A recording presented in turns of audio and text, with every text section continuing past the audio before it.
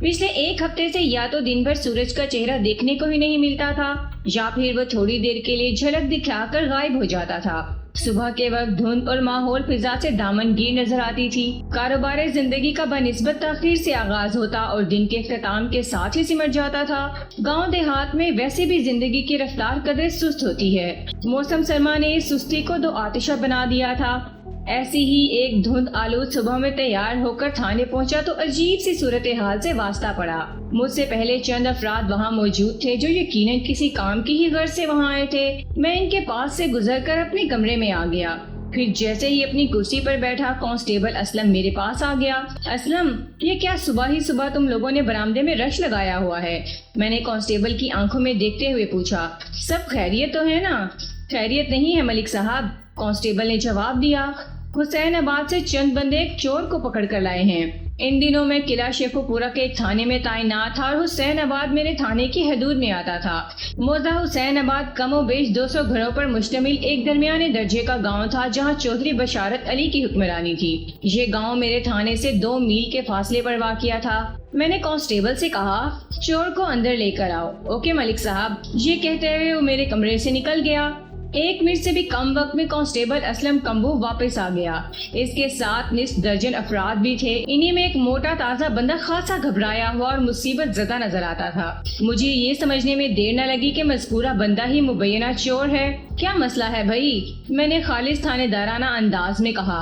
ایک بندہ مبینہ چور کی جانب قہر آلود انداز میں دیکھتے ہوئے بولا، تھانے دار صاحب، اس بدذات نے چودھری صاحب کی حویلی میں چوری کی ہے۔ آپ اسے فوراً گرفتار کر کے کڑی سے کڑی سزا دیں۔ تم کون ہو؟ میں نے اس غسیلے آدمی سے پوچھا۔ جناب، میرا نام قدیر ہے، وہ سینہ پھیلاتے ہوئے بولا۔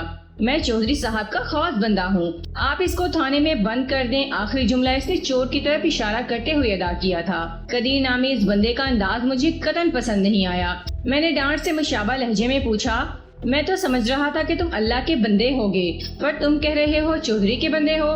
میں غلط سمجھ رہا ہوں یا تم صحیح کہہ رہے ہو؟ وہ میری بات سے بری طرح الجھ کر رہ گیا۔ سٹ پٹائے ہوئے لہجے میں بولا، وہ جی میرا مطلب تھا میں چودھری بشارت کی حویلی میں ہوتا ہوں، ان کا خاص خدمت گزار ہوں۔ اچھا ایسا کہو نا، میں نے اس کے زخموں پر نمک پاشی کرتے ہوئے کہا۔ قدیر، یہ بتاؤ اس تھانے کا انچارج میں ہوں یا تم؟ ظاہر ہے جناب، وہ گڑبڑا کر بولا، تھانہ انچارج تو آپ ہی ہیں، تو پھر تھانے داری بھی مجھے ہی کرنے دو۔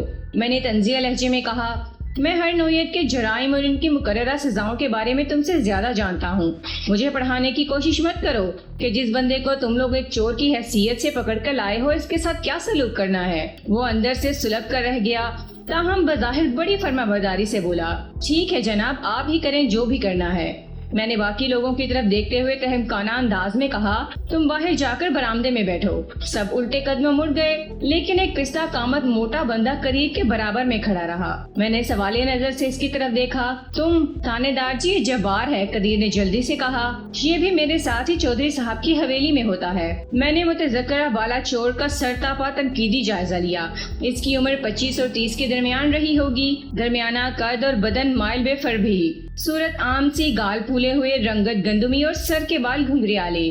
اس نے ہلکی سی مچھیں بھی رکھی ہوئی تھیں۔ میں نے اس کی آنکھوں میں آنکھیں ڈال کر کڑک دار آواز میں پوچھا، تمہارا نام کیا ہے؟ شاکر، اس نے ڈرے سہمے انداز میں جواب دیا۔ کہاں سے آئے ہو؟ میں نے پوچھا۔ سرکار، یہ ادھر حسین آباد ہی کا رہنے والا ہے، جبار نامی شخص نے چور کے بولنے سے پہلے ہی کہہ دیا۔ 1 نمبر کا ہڈ حرام ہے جناب، میں نے تم سے پوچھا ہے۔ میں نے گھور کر جبار کی طرف دیکھا۔ نہیں، وہ گڑبڑا گیا، آپ نے شاکر سے پوچھا ہے، تو پھر تم بھی باہر جا کر برآمدے میں بیٹھو۔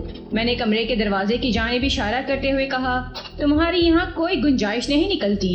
وہ برا سا منہ بنا کر کمرے سے نکل گیا۔ لگتا تھا چودھری بشارت علی نے اپنے بندوں کو کچھ زیادہ ہی سر پر چڑھا کر رکھا تھا۔ میں کافی عرصے سے اس تھانے میں محکمہ جاتی فرائض انجام دے رہا تھا۔ میں چودھری کو اور چودھری مجھے اچھی طرح جانتا تھا، لیکن کسی کام کے حوالے سے یہ ہمارا پہلا واسطہ تھا۔ میرے سننے میں یہی آیا تھا کہ بشارت علی ایک مغرور اور خود سر چودھری تھا۔ میں نے شاکر کی طرف متوجہ ہوتے ہوئے سوال کیا، تو تم حسین آباد ہی کے رہنے والے ہو؟ جی، وہ تھوک نگلتے ہوئے بولا۔ चौधरी के बंदे ने तुम्हें हड हराम क्यों कहा? मैंने बदस्तूर इसकी आंखों में झांकते हुए पूछा। क्या तुम कोई काम वाम भी करते हो या चोरी चुकारी पर ही गुजारा हो रहा है? जनाब, वो मिन्नत रेज लहजे में बोला, मैं चोर नहीं हूँ, मैं तो खेत मजदूर हूँ। कभी काम करता हूँ, कभी फारिग होता हूँ। और जब फारिग होते हो तो चोरियाँ क्यों करते हो? मैंने सख्त लहजे में कहा। तुम्हें और कोई ढंग का शरीफाना काम समझ में नहीं आता? माई बाप, मैं कोई आदि चोर नहीं हूँ, बल्कि मैं तो चोर ही नहीं हूँ। वो चेहरे पर मस्कीनियत तारी करते हुए बोला। ये लोग मुझ पर झूठा इल्जाम लगा रहे हैं। मैंने कुछ नहीं चुराया, मैं तो चौधरी साहब की हवेली में दाखिल भी नहीं हुआ। मैंने चोर की फरियाद पर रोए सुखन कदीर की जानिब मोड़ा और इस्तफसार किया।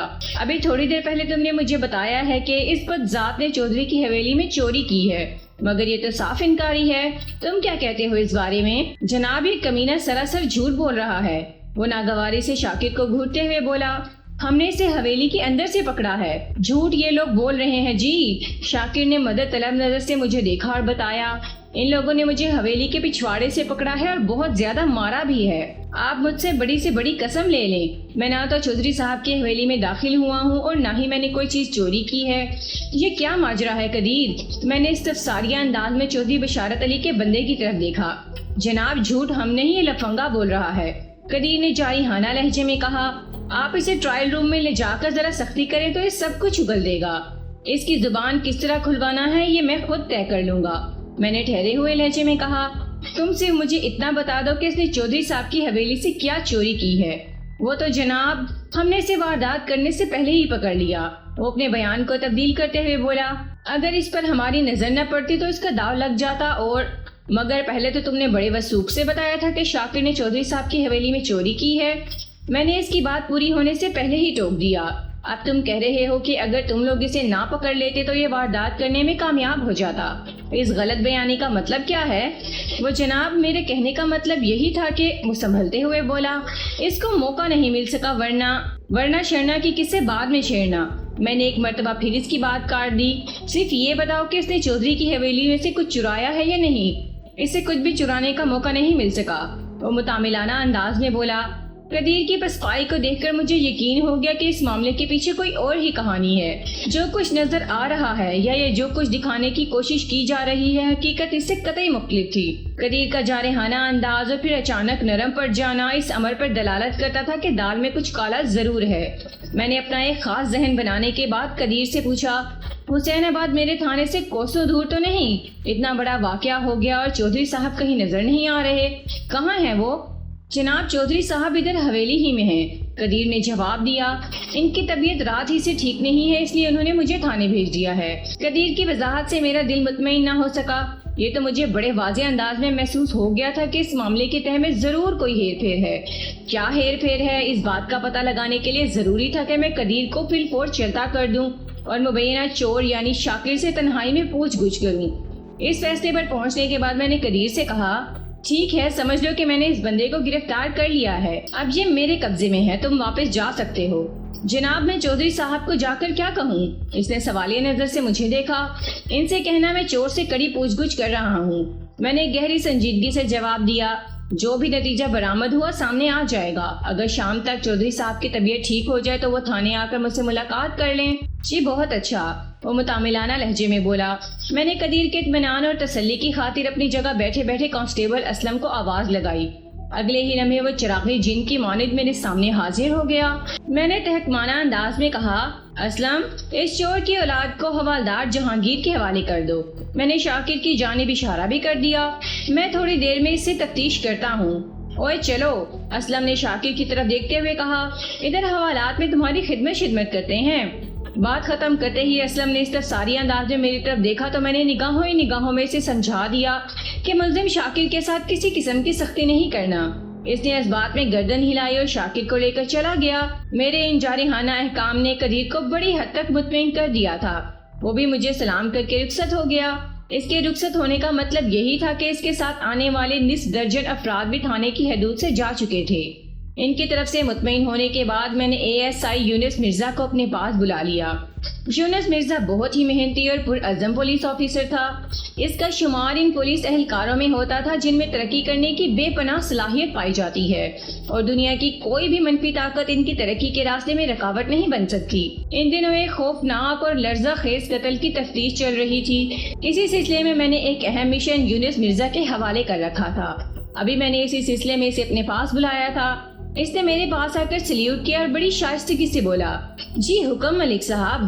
یونس، تم آج ہی لاہور روانہ ہو جاؤ، میں نے اس کی آنکھوں میں دیکھتے ہوئے گہری سنجیدگی سے کہا۔ میری ایس پی صاحب سے بات ہو گئی ہے، انہوں نے ہمارے مسئلے کے بارے میں لاہور پولیس ہیڈ کوارٹر کو بتا دیا ہے، وہ لوگ تم سے بھرپور تعاون کریں گے۔ ٹھیک ہے ملک صاحب، وہ فرما برداری سے بولا۔ میں 15-20 منٹ میں نکلتا ہوں، تمام حقیقی اور تفتیشی کام مکمل کر کے واپس آنا۔ میں نے اس پر واضح کرتے ہوئے کہا، اگر رات کو لاہور میں رکنا بھی پڑ جائے تو خیر ہے۔ جی میں سمجھ گیا، وہ اس بات میں گردن ہلاتے ہوئے بولا۔ آپ فکر نہ کریں ملک صاحب، میں آپ کی امیدوں پر پورا اترنے کی کوشش کروں گا۔ ASI یونس مرزا کو لاہور روانہ کرنے کے بعد میں نے چور شاکر کو اپنے پاس بلا لیا۔ تھوڑی ہی دیر بعد وہ میری میز کی دوسری جانب کھڑا تھا۔ میں نے گھور کر اس کی آنکھوں میں دیکھا اور سنسناتے ہوئے لہجے میں پوچھا، یوں ہی کھڑے ہو کر میرے سوالوں کا جواب دو گے یا میں تمہیں بیٹھنے کا موقع دوں؟ آپ تھانے کے مالک ہیں سرکار، وہ سہمی ہوئی نظر سے مجھے دیکھتے ہوئے بولا۔ آپ کی مرضی ہے، جو بھی کریں۔ اگر تم سچ بولنے کا وعدہ کرو تو میں تمہیں کرسی پر بیٹھنے کی اجازت دے سکتا ہوں۔ میں نے ٹٹولنے والے انداز میں اس کی طرف دیکھا۔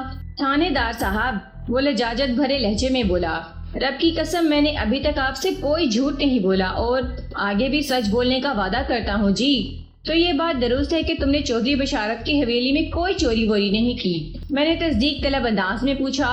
میں نے چودھری صاحب کی حویلی سے ایک تنکا بھی نہیں چرایا جناب، اس نے جواب دیا۔ آپ چاہیں تو میں بڑی سے بڑی قسم اٹھانے کو تیار ہوں۔ میرا کام قسمیں کھانے یا قرآن پاک اٹھانے سے نہیں چلتا اور نہ ہی میں اپنے محکمہ جاتی فرائض میں ان معاملات کو لانے کے بارے میں سوچ سکتا ہوں۔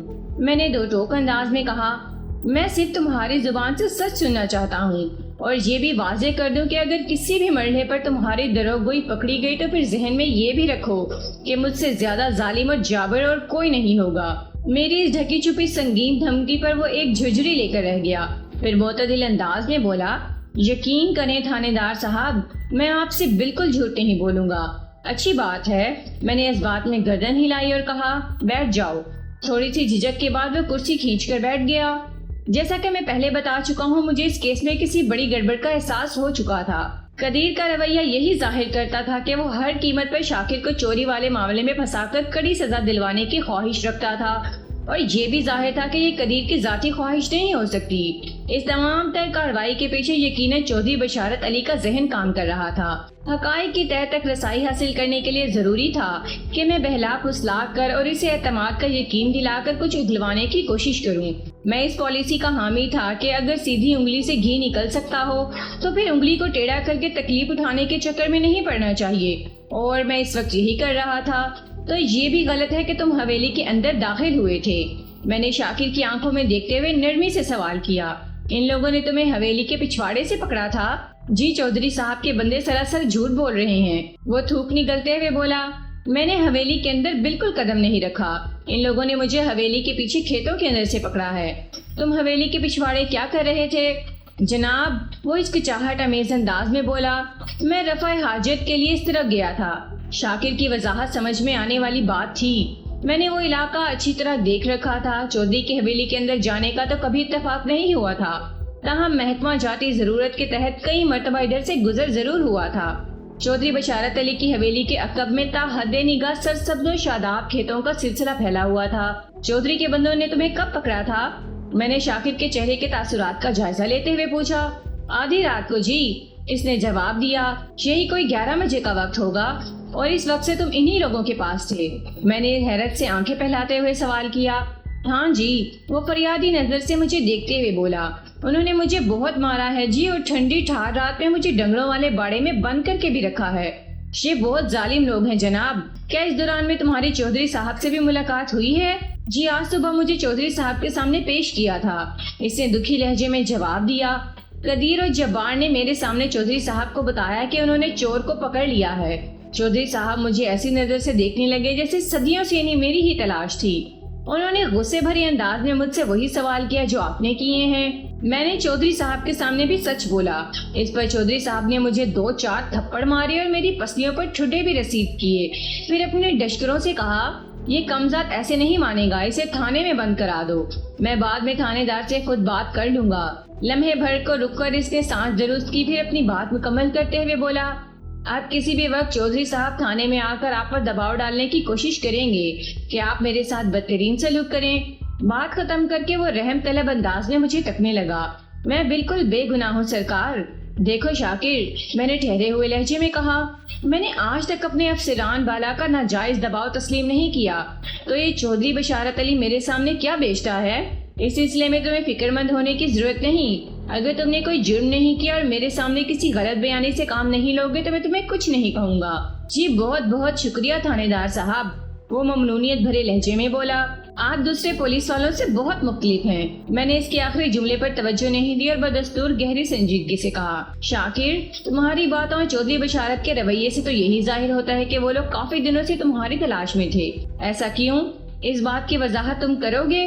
जनाब, मेरी तो खुद समझ में नहीं आ रहा। वो उलझन ज़दा अंदाज में मुझे देखते हुए बोला, मैंने तो चौधरी साहब का कुछ नहीं बिगाड़ा। तो फिर क्या? मेरे अंदाज से झुंझलाहट झलकने लगी। चौधरी का दिमाग खराब हो गया है। आप बिल्कुल ठीक कह रहे हैं थानेदार साहब, वो राजदाराना लहजे में बोला, मुझे भी यही लग रहा है। मैंने चौंक कर इसकी तरफ देखा। तुम्हें क्या लग रहा है? मैंने कदरे सख्त लहजे में इस्तफसार किया। मतलब क्या है तुम्हारा जनाबे वाला? वो बदस्तूर आवाज को धीमा रखते हुए बोला, जब से चौधरी साहब ने दूसरी शादी की है इसका रवैया बड़ा अजीब सा हो गया है। ये बात मेरे इल्म में थी कि कोई 6-7 माह पहले हुसैनाबाद के चौधरी बशारत अली ने दूसरी शादी कर ली थी। इससे ज्यादा तफसीलात मेरे इल्म में नहीं थी। मुबैना चोर शाकिर की जुबानी चौधरी की दूसरी शादी का जिक्र सुना तो मेरे अंदर खुद ब खुद इसके बारे में जानने का इश्तियाक पैदा हो गया। चौधरी की दूसरी शादी का इसके बदले हुए रवैये से क्या ताल्लुक है? मैंने टटोलने वाले अंदाज में दरियाफ्त किया। जरा वजाहत तो करो कि दूसरी शादी के बाद चौधरी तुम्हारे पीछे हाथ धोकर क्यों पड़ गया है? जनाब, बात सिर्फ मेरे पीछे पड़ने की नहीं है। इसने आंखें फैलाते हुए कहा, मैं समझता हूँ इसे नूर हुसैन की बद्दुआ लगी है, जिससे चौधरी साहब का दिमाग काबू में नहीं, इसलिए वो उल्टी सीधी हरकतें करते फिर रहे हैं। शाकिर की बेरब्त बातें मेरे पल्ले तो नहीं पड़ रही थी, ताहम मेरे अंदर एक आवाज उठ रही थी कि इन बातों के पीछे कोई राज छुपा हुआ है। मैंने कुरेद का अमल जारी रखते हुए शाकिर से पूछा, चौधरी की दिमागी हालत और इसकी अजीबोगरीब हरकतों पर हम बाद में बात करेंगे। पहले तो मुझे ये बताओ कि नूर हुसैन कौन है और उसने चौधरी को बद्दुआ क्यों दी है? नूर हुसैन भी हुसैनाबाद ही में रहता है थानेदार साहब, वो वजाहत करते हुए बोला। वो अपने माँ बाप की इकलौती औलाद है। इसका बाप सब्जी मंडी में एक आरती के पास मुंशीगिरी करता है। नूर हुसैन भी इधर सब्जी मंडी में ही पल्लेदारी का काम करता है। और जहाँ तक नूर हुसैन की बद्दुआ का ताल्लुक है ना जनाब, वो थोड़ी देर के लिए रुका, एक गहरी सांस ली, फिर बात मुकम्मल करते हुए बोला, नूर हुसैन की जगह अगर मैं भी होता तो चौधरी साहब के लिए मेरे दिल से भी बद्दुआ ही निकलती। पर चौधरी ने नूर हुसैन के साथ ऐसा क्या बुरा कर दिया है? मैंने उलझन ज़दा लहजे में सवाल किया। अभी थोड़ी देर पहले मैंने चौधरी साहब की दूसरी शादी का जिक्र किया है ना जी, वो गहरी संजीदगी से बोला। चौधरी साहब ने खूबसूरत लड़की नौरीन से शादी की है और ये नौरीन पहले नूर हुसैन की मंगेतर थी। क्या? मैंने बेसाख्ता कहा।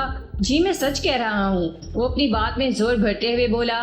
नूर हुसैन और नौरीन की मंगनी कोई 1 साल तक रही। फिर चौधरी साहब नौरीन पर रीझ गए। उन्होंने नौरीन की माँ खालदा को पता नहीं क्या पट्टी पढ़ाई कि इसने नौरीन और नूर हुसैन की मंगनी तोड़ दी और बाद में नौरीन की शादी चौधरी साहब से करा दी। ओह, तो ये हुआ था, मैंने पुरख्याल अंदाज में कहा। फिर पूछा, क्या इस मौके पर नौरीन के बाप या नूर हुसैन के वालिदैन में से किसी ने शोर नहीं मचाया? जनाब, नौरीन का बाप इसहाक तो कई साल पहले इंतकाल कर चुका है, शाकिर ने जवाब दिया। और नूर हुसैन के वालिदैन बेचारे गरीब लोग हैं, वो चौधरी साहब के आगे क्या शोर मचाएंगे। अलबत्ता मैंने इन्हें नौरीन की माँ खालदा को गालियां देते हुए सुना है। दुखे हुए दिल से किसी के लिए दुआ तो नहीं निकल सकती ना। इसने लम्हाते तवक्कुफ के बाद इन अल्फाज में इजाफा किया।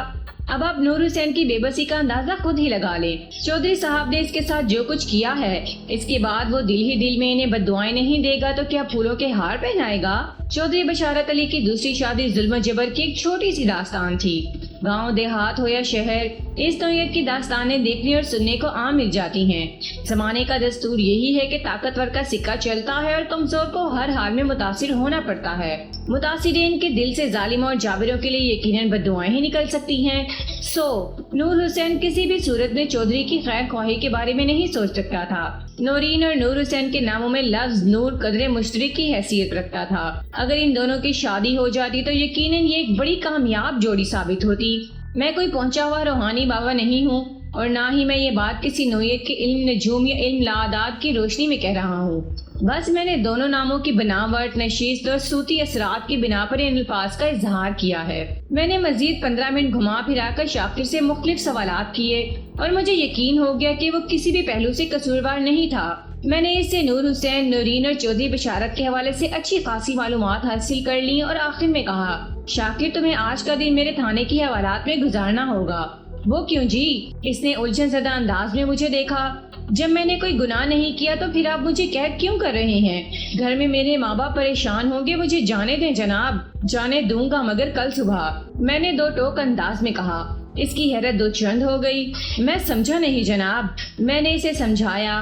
پہلی بات تو یہ کہ میں ایک دن تک تمہیں اپنے پاس رکھ کر تمہارے بیان کی تصدیق کرنا چاہتا ہوں۔ اگر تمہاری بتائی ہوئی باتوں میں کوئی کھوٹ نہ نکلی تو کل صبح تمہیں باعزت رہا کر دیا جائے گا۔ تم جتنی دیر اس تھانے کی حوالات میں رہو گے تمہارے ساتھ کسی قسم کی سختی نہیں برتی جائے گی۔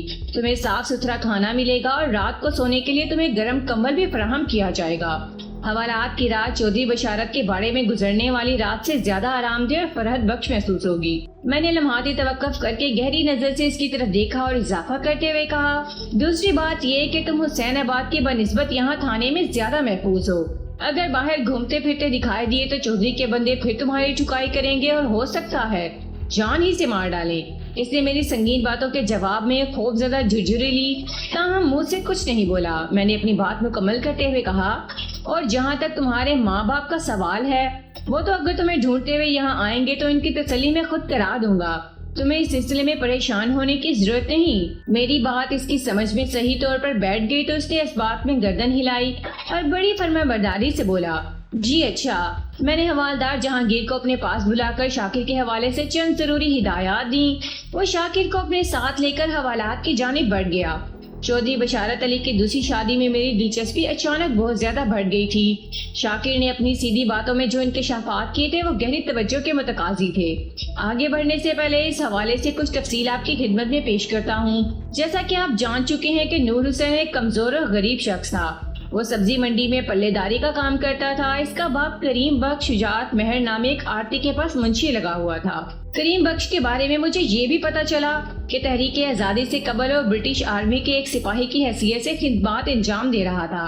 وہ اس زمانے کا پرائمری پاس تھا، اس لیے شجاعت مہر نے اسے پڑھنے لکھنے کا کام دے دیا تھا، جبکہ اس کے مقابلے میں نور حسین نے اسکول کا منہ ہی نہیں دیکھا تھا۔ جبکہ وہ صحت مند اور توانا ہونے کے باوجود بھی سبزی اور پھل کے ٹوکرے اٹھانے پر مامور تھا۔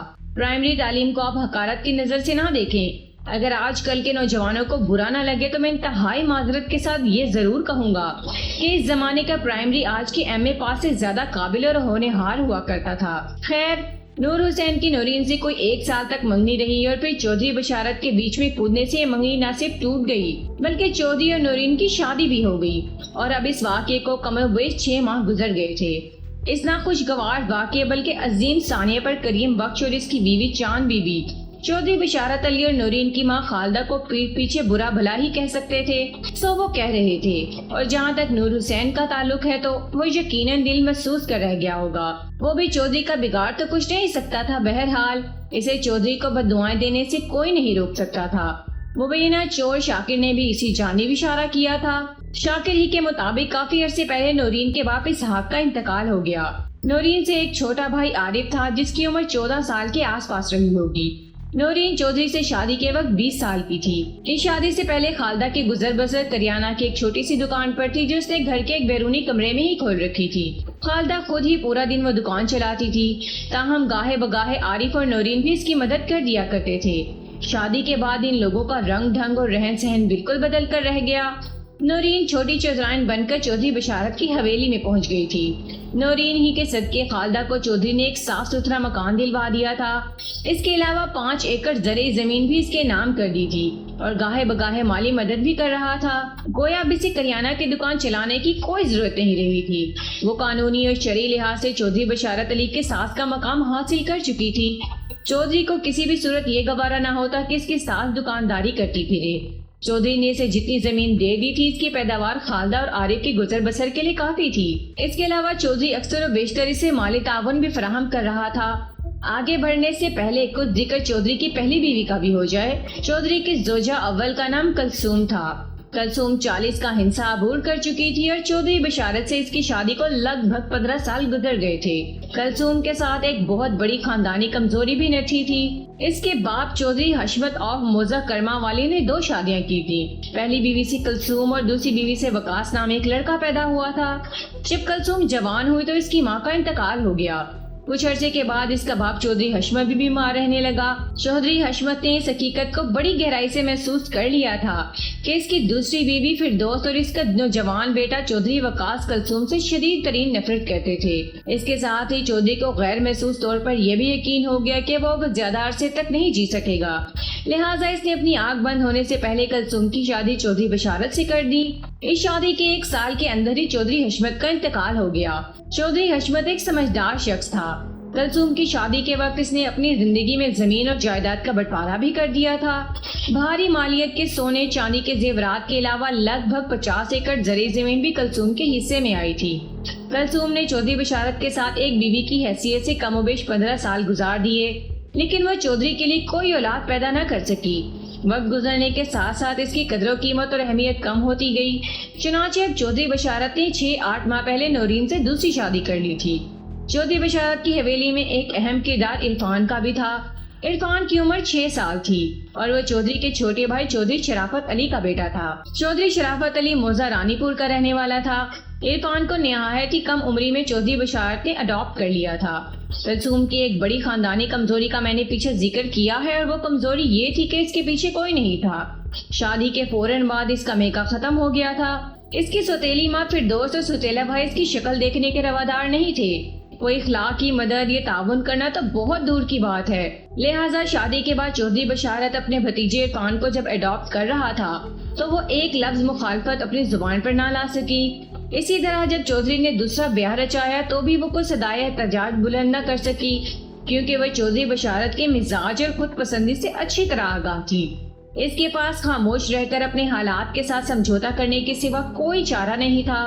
یہ تمام حالات اتنی تفصیل سے بیان کرنے کا مقصد یہ ہے کہ آگے چل کر اس کہانی کے مطالعے کے دوران میں آپ کا ذہن کیس کے پس منظر کے حوالے سے کسی الجھن کا شکار نہ ہو۔ دوپہر سے کچھ دیر پہلے شاکر علی کے گھر سے اس کا باپ جمیل اور ماں رشیدہ تھانے پہنچ گئے۔ جیسا کہ اوپر بتا چکا ہوں کہ یہ لوگ کھیت مزدور تھے اور محنت مزدوری کر کے گزر بسر کر رہے تھے۔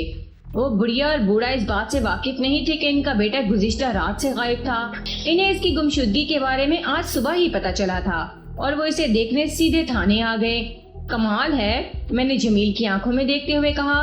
شاکر آدھی رات سے غائب تھا اور آپ لوگوں کو اس کی کچھ خبر ہی نہیں؟ سرکار، ہم دونوں پورا دن کھیتوں میں کام کرتے کرتے اتنے زیادہ تھک جاتے ہیں کہ گھر آنے کے بعد کسی چیز کا ہوش ہی نہیں رہتا، شاکر کا بوڑھا باپ وضاحت کرتے ہوئے بولا۔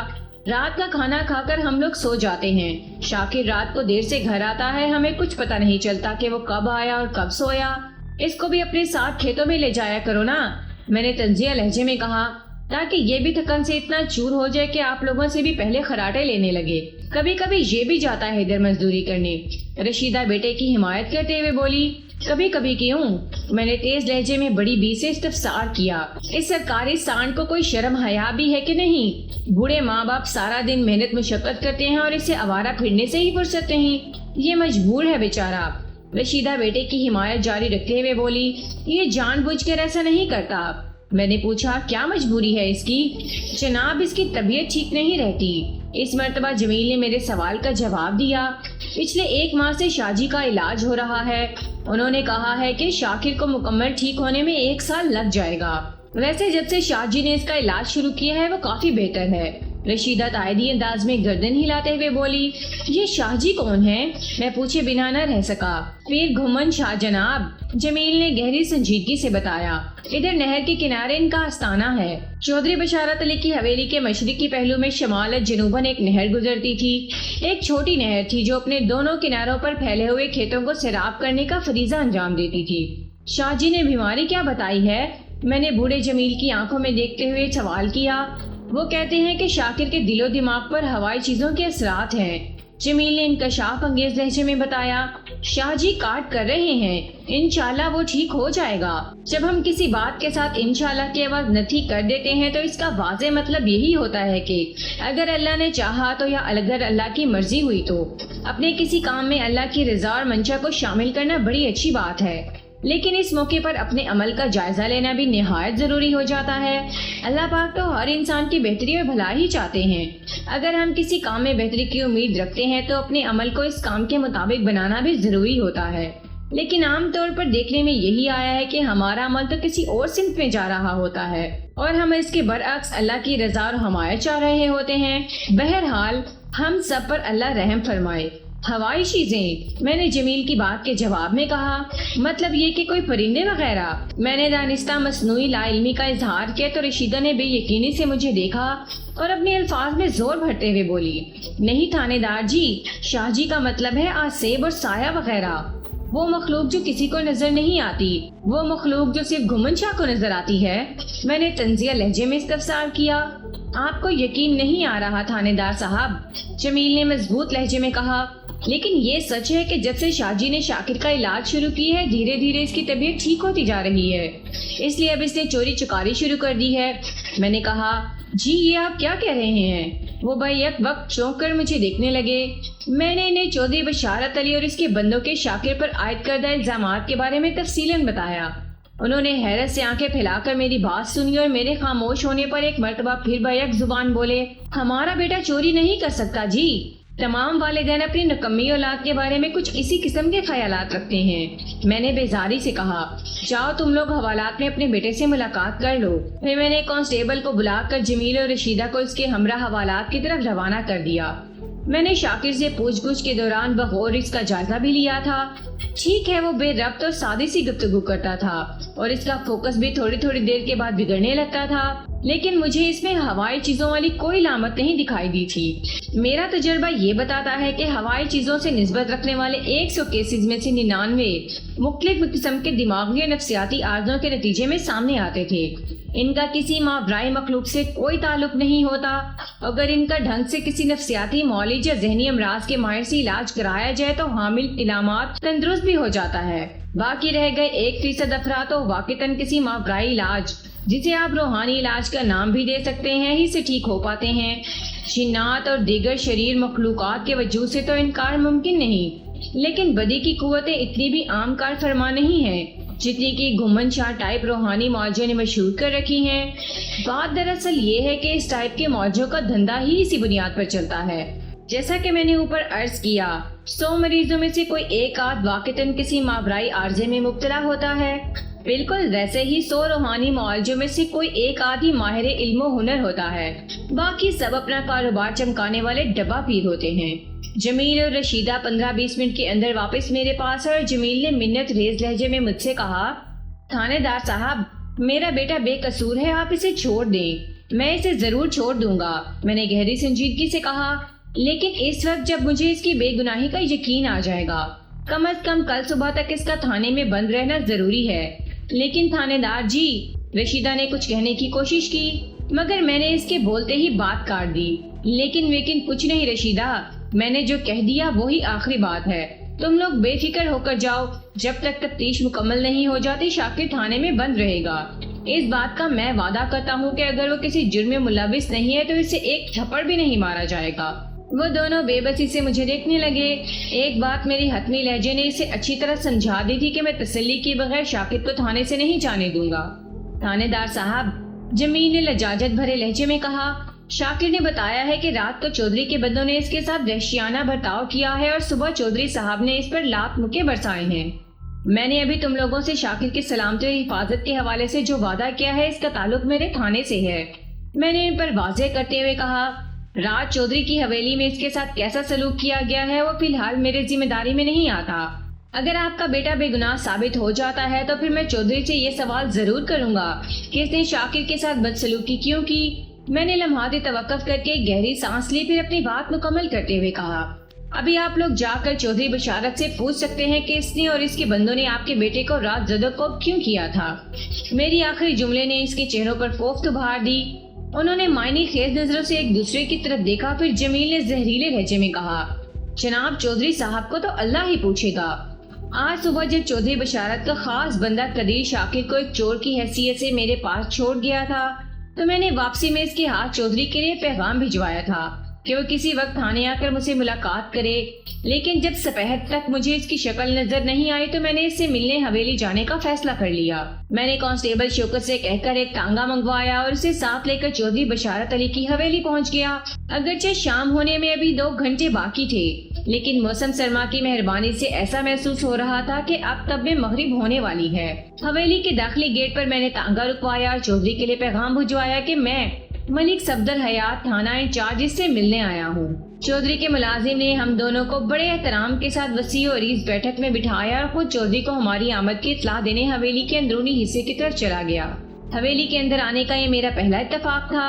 میں نے اس روز چودھری کی حویلی کو جتنا دیکھا اور جیسا پایا اس کا نقشہ کھینچنا بھی ضروری سمجھتا ہوں، کیونکہ یہ زیر نظر کیس کا ایک اہم حصہ ہے۔ وہ ایک وسیع و عریض حویلی تھی جس کے مشرقی پہلو میں تھوڑے فاصلے پہ ایک نہر رواں دواں تھی، اور حویلی کے عقب میں یعنی جنوب کی سمت سرسبز و شاداب کھیتوں کا سلسلہ بہت دور تک پھیلا ہوا تھا۔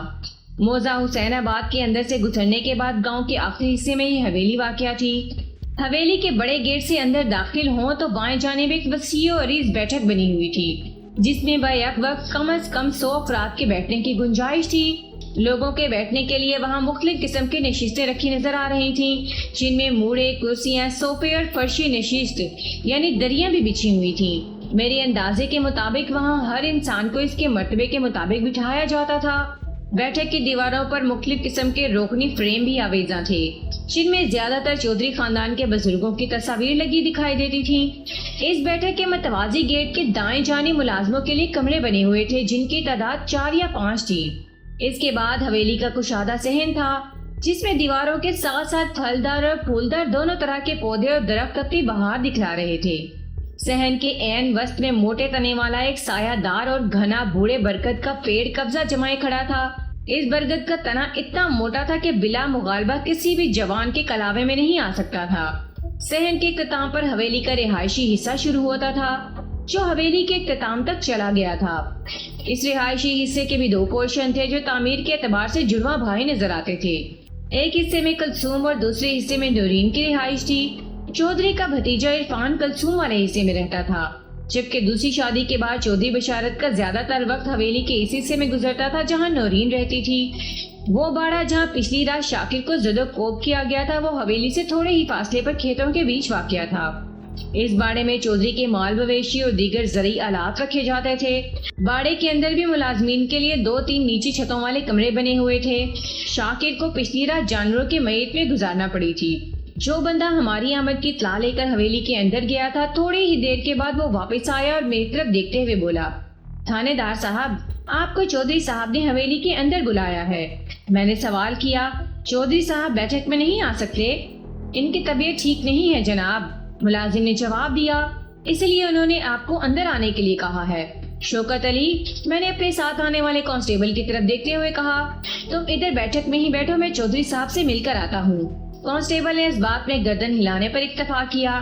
میں ملازم کی رہنمائی میں بیٹھک سے نکل آیا اور کشادہ صحن کو عبور کر کے چودھری بشارت کی خوابگاہ میں پہنچ گیا۔ ملازم مجھے چودھری کے پاس چھوڑ کر واپس چلا گیا۔ چودھری تکیوں سے ٹیک لگائے پلنگ پر نیم دراز تھا۔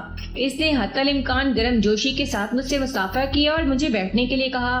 میں اس کے سامنے ہی ایک آرام دہ چوبی کرسی پر بیٹھ گیا جو یقیناً چودھری نے میرے لیے ہی وہاں رکھوائی تھی۔ چودھری صاحب، آپ نے اپنی طبیعت کو کیا کر لیا ہے؟ رسمی علیک صلاح کے بعد میں نے پوچھا۔ بس ملک صاحب، موسم کا اثر ہے، وہ قدری دھیمی آواز میں بولا۔ بخار اور زکام نے اپنے شکنجے میں جکڑ رکھا ہے۔ 2 دن سے اس لیے میں آپ سے ملاقات کرنے تھانے بھی نہیں آ سکا۔ آپ نہیں آئے تو میں آ گیا، میں نے اس کی آنکھوں میں دیکھتے ہوئے کہا۔ اپنا خیال رکھا کریں چودھری صاحب، اس عمر میں موسم کی ذرا سی اونچ نیچ کیا سے کیا کر کے رکھ دیتی ہے۔ چودھری بشارت کی عمر 50 سے متجاوز تھی۔ اس عمر میں عموماً مرد کے جھٹکنے کے امکانات نہ ہونے کے برابر ہوتے ہیں، تاہم چودھری کی صحت اور سر کے بالوں وغیرہ سے یہی ظاہر ہوتا تھا کہ اس نے اپنی صحت اور جوانی کو مفت کا مال سمجھ کر بڑی بے دردی سے استعمال کیا تھا۔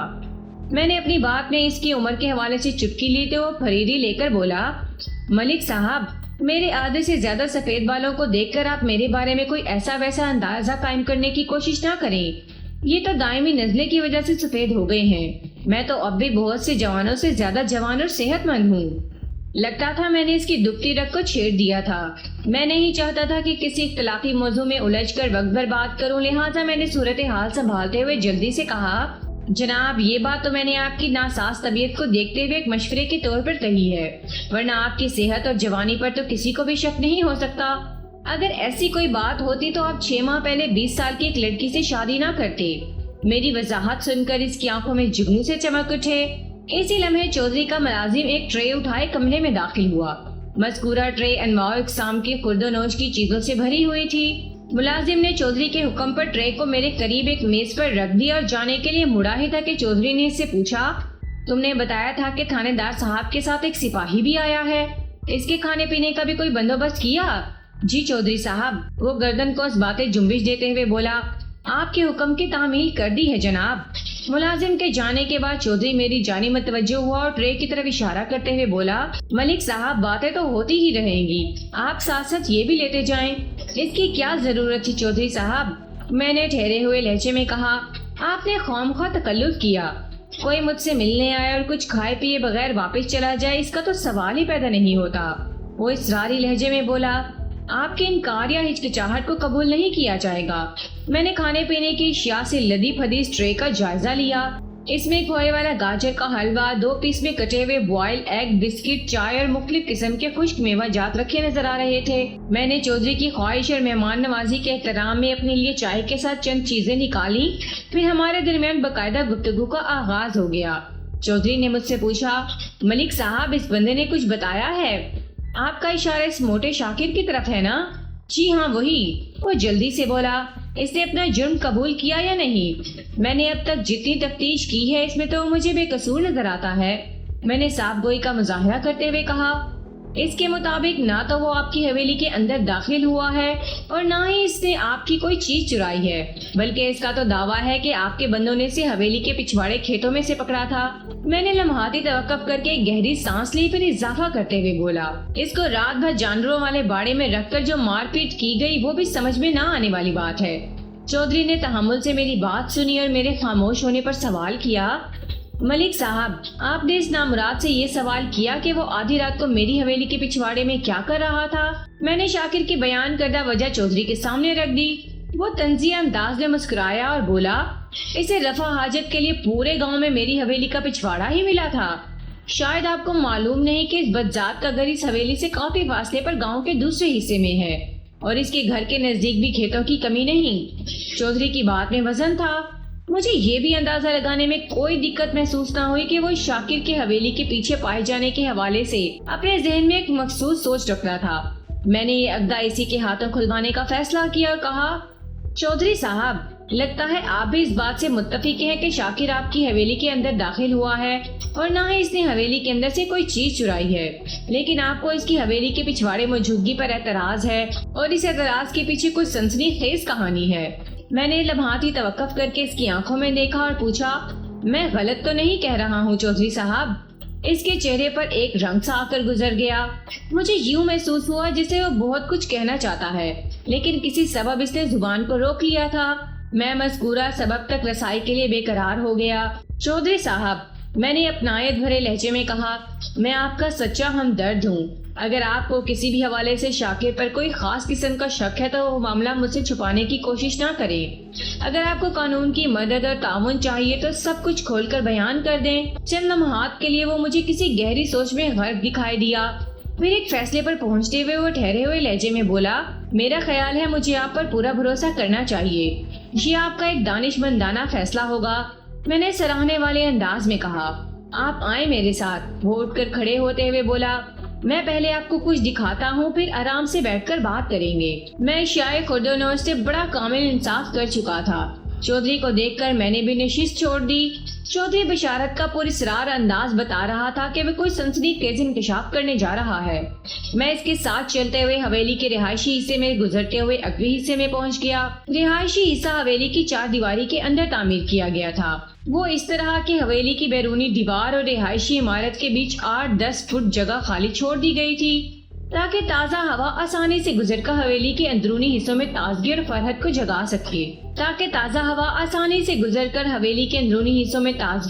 کو جگا سکے میں چودھری کی رہنمائی میں اسی خالی حصے میں پہنچ گیا، جہاں ایک جانب حویلی کی اونچی دیوار اور دوسری طرف رہائشی عمارت کا عقب تھا۔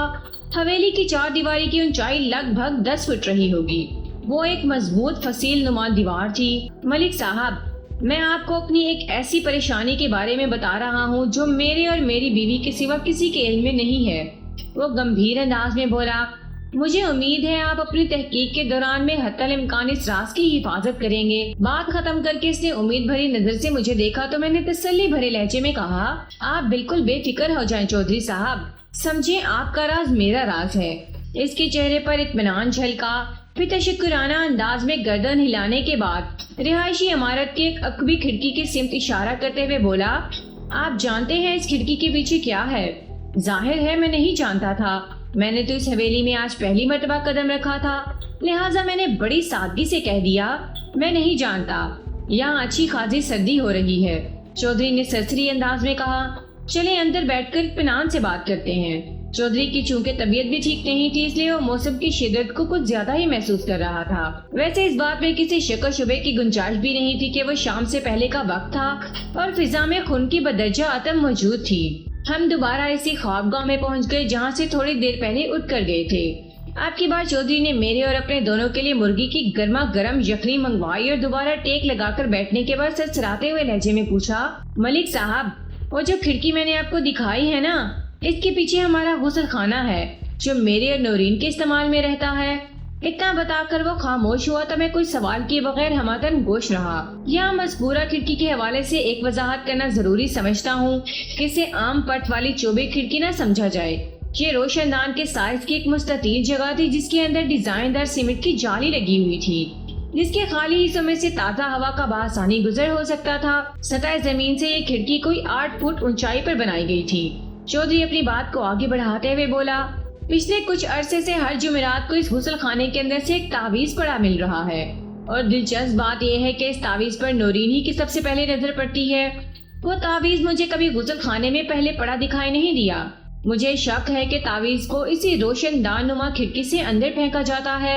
اس نے لمحاتی توقف کر کے گہری سانس لی، پھر اپنے بیان کو آگے بڑھاتے ہوئے بولا، سب سے پہلے میرا شک میری پہلی بیوی کلثوم کی طرف گیا تھا جو حویلی کے دوسرے حصے میں رہتی ہے۔ ظاہر ہے اس کی موجودگی میں نے نورین سے دوسری شادی کی ہے۔ کوئی بھی عورت اپنی سوگن کو برداشت نہیں کر سکتی۔ کلثوم بظاہر تو میری نورین سے شادی کی مخالفت نہیں کر سکتی تھی۔ ہو سکتا ہے کہ اس کے دل میں بہت زیادہ غم و غصہ بھرا ہوا ہو، اس لیے میرا دھیان سب سے پہلے کلثوم کی طرف گیا۔ ظاہر ہے اس نازک معاملے پر اگر میں براہ راست اس سے بات کرتا تو واقعتاً اس گندے کھیل میں ملوث ہوتی تو میرے پوچھنے پر وہ صاف مکر جاتی۔ لہٰذا میں نے نہایت ہی رازداری کے ساتھ اس پراسرار کھیل کی چھان بین کا کام شروع کر دیا۔ ایک بات تو طے ہے کہ کلثوم حویلی کے اس حصے میں قدم بھی نہیں رکھتی، لہٰذا یہ سوچنا کہ وہ خود غسل خانے میں تعویذ رکھ جاتی ہوگی بالکل غلط ہے۔ اسی طرح یہ بھی ناممکن ہے کہ وہ حویلی کے پچھواڑے جا کر کھڑکی کے راستے غسل خانے کے اندر تعویذ پھینکتی ہو۔ اب ایک ہی امکان باقی رہ جاتا تھا کہ اگر کلثوم اس کھیل میں شامل ہے تو اپنے کسی وفادار سے یہ کام کراتی ہوگی۔ آپ کو یہ تو معلوم ہوگا کہ اس حویلی کے اندر بڑی چودھرائن کے وفادار کون کون ہیں۔ وہ لمحے بھر کر رکا تو میں نے سوال کر دیا، آخر وہ بھی پچھلے 15 سال سے اس حویلی میں رہ رہی ہیں۔ مرد ملازم تو سب میری مٹھی میں ہیں۔ وہ چٹانی اعتماد سے بولا، ان بندوں کے علاوہ 2 ملازم عورتیں اس حویلی میں کام کرتی ہیں۔ بشیرہ نورین کی خدمت پر مامور ہے اور سغرا کلثوم کے لیے خدمت کے لیے۔ بشیرہ نورین کی خدمت پر مامور ہے اور سغرا کلثوم کی خدمت کے لیے۔ ایک گہری سانس چھوڑنے کے بعد وہ آگے بڑھا، بشیرہ کو تو میں نے کچھ عرصہ پہلے ہی ملازم رکھا ہے دوسری شادی کے بعد، لیکن سغرا پچھلے 10 سال سے کلثوم کے ساتھ ہے۔ میرا شک اسی پر جا رہا تھا۔ میں نے پچھلے کئی روز سے اس کی کڑی نگرانی کروا کے بھی دیکھ لی ہے، وہ اس شیطانی چکر میں ملوث نہیں پائی گئی۔ ہر طرف سے ناکام ہونے کے بعد میرے ذہن میں یہ خیال پیدا ہوا کہ یہ کسی باہر کے آدمی کی کارستانی ہے۔ اس خیال کے ساتھ ہی میں نے قدیر اور جبار کو تاکید کر دی کہ وہ حویلی کے عقبی حصے پر گہری نظر رکھیں۔ چنانچہ پچھلی رات انہوں نے شاکر کو حویلی کے پچھواڑے مشکوک انداز میں ٹہلتے ہوئے دیکھا تو پکڑ لیا۔ मैं मानता हूँ कि वो हवेली के अंदर दाखिल नहीं हुआ और ना ही इसने यहाँ से कुछ चुराया है, लेकिन जो सूरत हाल मैंने आपको बताई है, इसकी रोशनी में मेरा ध्यान किसी और तरफ जा ही नहीं सकता। अब वो आपके कब्जे में है, इसकी जुबान खुलवाना आपका काम है। पिछली रात आपके मुलाजमा ने इसे बाड़े में रखकर खूब मारा पीटा है। मैंने गहरी संजीदगी से कहा, आज सुबह जब इसे आपके सामने पेश किया गया तो आपने भी इसकी चुकाई की है। क्या इसने आपके सवालों के जवाब में कुछ बताया? अगर इसने जुबान खोल दी होती तो फिर मैं इसे थाने ना भेजता मलिक साहब। वो सनसनाते हुए लहजे में बोला, फिर तो सारा मसला ही हल हो जाना था ना जनाब। ठीक है, वो मेरे पास है तो इसको सच बोलने पर मैं भी मजबूर करूंगा। मैंने ठहरे हुए अंदाज में कहा, आपने बताया है कि पुलिस रात तावीज़ों वाले मामले से आप और आपकी दूसरी बीवी ही वाकिफ हैं, या फिर अभी आपने मुझे इस राज में शरीक किया है? जी हाँ, यही हकीकत है। वो बड़े वसूख से बोला, जब आपने कदीर और जबार को हवेली के अगबी हिस्से की निगरानी का हुक्म दिया तो क्या कहा था? मैंने पूछा, क्या इन्हें भी आपने इस राज में शरीक किया था? सवाल ही पैदा नहीं होता जनाब। वो नफी में गर्दन हिलाते हुए बोला, मैंने इन्हें चोरी चकारी के हवाले से तंबिया करते हुए कहा था कि वो हवेली के बैरूनी मामलात पर गहरी नजर रखें। वो तावीज़ों वाली कहानी के बारे में कुछ नहीं जानते। मैं गहरी सोच में डूब गया। फिर पूछा, गुसल खाने से तावीज़ मिलने का सिलसिला कब से चल रहा है? जैसा कि मैंने अर्ज किया है, वो बताने लगा, तावीज़ जुमेरात यानी जुमे की सुबह ही को गुसल खाने में पड़ा मिलता है। अभी तक 3 तावीज़ मिले हैं। कल चौथी जुमेरात थी और शाकिर को मेरे बंदों ने पकड़ लिया और इस जुमेरात को तावीज़ भी नहीं मिला। अब आप खुद ही सोचें, ये सारे इशारे किस तरफ जाते हैं? आपके बंदों ने पिछली रात जब शाकिर को पकड़ा तो उसकी तलाशी भी ली होगी। मैंने एक अहम सवाल किया, क्या इसकी जामे तलाशी से कोई तावीज़ वगैरह भी बरामद हुआ था? नहीं जनाब। इसने नफी में गर्दन हिलाई। इसके पास से कुछ भी बरामद नहीं हुआ, एक फूटी कोड़ी भी नहीं। चौधरी साहब, मैंने इसकी आंखों में देखते हुए कहा, इससे तो जाहिर होता है तावीज़ वाले मामले से इसका दूर दूर का वास्ता नहीं। अब जो भी है, मैंने सारे हालात आपके सामने रख दिए हैं। वो ठहरे हुए लहजे में बोला, तफ्तीश से हकाइक को सामने लेकर आना अब आपका काम है। मैं अपना काम अच्छी तरह करना जानता हूँ चौधरी साहब। मैंने ठोस अंदाज में कहा, आपको मुकम्मल तौर पर मुझ पर भरोसा करना चाहिए। तावीज़ वाली कहानी मेरे, आपके और आपकी छोटी बेगम के दरमियान ही रहेगी। मैं असल मामले तक रसाई हासिल करने के लिए कुछ इस अंदाज से तफ्तीश करूंगा कि सांप भी मर जाए और लाठी भी सलामत रहे। अल्लाह आपका भला करे। वो उम्मीद भरी नजरों से मुझे देखते हुए बोला, मुझे यकीन है आप इस मुहिम में जरूर कामयाब होंगे, बशर्त ये कि इस सिलसिले में आप मुझसे भरपूर ताउन करेंगे। मैंने मायने खेज लहजे में कहा, आपकी मदद के बगैर ये मुमकिन नहीं है। मैं हर किस्म के ताउन के लिए तैयार हूँ मलिक साहब। वो फराग दिली से बोला, आप हुक्म तो करें जनाब। सबसे पहले तो आप मुझे वो तावीज़ दिखाएं। मैंने गहरी संजीदगी से कहा, जो पिछले 3 जुमेरातों से आपके गुसल खाने में फेंके जा रहे हैं। मैं वो तावीज़ आपको नहीं दिखा सकता। चौधरी बशारत के चेहरे पर उलझन के आसार नजर आए। ये मुमकिन नहीं है। क्यों? मैंने चौंके हुए लहजे में पूछा। वो दरअसल बात ये है कि वो वजाहत करते हुए बोला, हमारे नहाने के पानी वाला टब गुसल खाने में इसी दीवार के साथ रखा होता है, जिस दीवार में वो खिड़की है जो थोड़ी देर पहले मैंने आपको दिखाई है। तावीज़ इसी खिड़की की जाली में से अंदर फेंका जाता है और टब के अंदर आकर गिरता रहा है। ये भी एक इत्तेफाक है कि तीनों बार वो टब लबालब पानी से भरा हुआ था। तावीज़ पानी में गिरते ही घुलने लगा, मतलब ये कि इसकी स्याही निकलकर पानी में हल होने लगी। जब हमें इस तावीज़ के बारे में पता चला तो इसकी तहरीर तकरीबन मिट चुकी थी और कागज भी गीला होकर इतना नरम हो गया था कि इसे महफूज करना तकरीबन नामुमकिन था। लिहाजा वो लम्हे भर को मुतवक्कफ हुआ, 1-2 गहरी सांसें ली, फिर अपनी बात मुकम्मल करते हुए बोला, लिहाजा हमने टब वाले पानी को फौरन बहा दिया और इसकी करीबुल खत्म तावीज़ को भी फाड़ कर बल्कि कुचल कर फेंक दिया। हर जुमेरात को ऐसा ही किया आपने? मैंने सवालिया नजर से चौधरी को देखा। इसने इस बात में गर्दन हिलाई। जी हाँ। मैंने चंद लम्हे टटोलने वाली निगाह से इसके चेहरे का जायजा लिया, फिर पूछा, और ये भी एक इत्तेफाक है कि 3 मरतबा इस तावीज़ की दरियाफ्त आपकी छोटी बीवी नूरीन के हाथों से हुई है? जी हाँ। वो सर को इस बातें जुम्बिश देते हुए बोला, दरअसल नूरीन सुबह मुझसे काफी पहले बेदार होती है। जाहिर है गुसल खाने में भी वो मुझसे पहले ही जाती है, इसलिए तावीज़ पर इसी की सबसे पहले नजर पड़ती है। जब आप लोग रात को सोने के लिए लेटते हैं तो जाहिर है इससे पहले गुसल खाने की तरफ से होकर आते होंगे। मैंने कुरैद का सिलसिला जारी रखते हुए कहा, क्या इस मौके पर आप गुसल खाने वाले टब का भी जायजा लेते रहे हैं? जनाब सीधी सी बात है। वो मोतदिल अंदाज में बोला, पहले तो कभी मेरा इस तरफ ध्यान ही नहीं गया था। لیکن جب دوسری بار ٹب کے اندر تعویذ کو تیرتے ہوئے دیکھا تو میں کچھ زیادہ ہی محتاط ہو گیا، اور تیسری جمعرات کو میں نے بستر پہ جانے سے پہلے پورے غسل خانے کو اچھی طرح چیک کیا تھا۔ پانی والا ٹب تو کیا، غسل خانے کے کسی بھی کونے خدرے میں کوئی تعویذ نہیں ملا، لیکن جمعے کی صبح جب چھوٹی چودھرائن صاحبہ غسل خانے میں گئی تو تعویذ ٹب میں موجود تھا۔ میں نے صرف ساری نظر سے چودھری بشارت علی کو دیکھا۔ جی ہاں بالکل آپ ٹھیک کہہ رہے ہیں، وہ تائیدی انداز میں گردن ہلاتے ہوئے بولا۔ اس کا مطلب ہے، میں نے سوچ میں ڈوبے ہوئے لہجے میں کہا، تعویذ کو رات ہی کے کسی حصے میں آپ کے غسل خانے میں پھینکا جاتا رہا ہے۔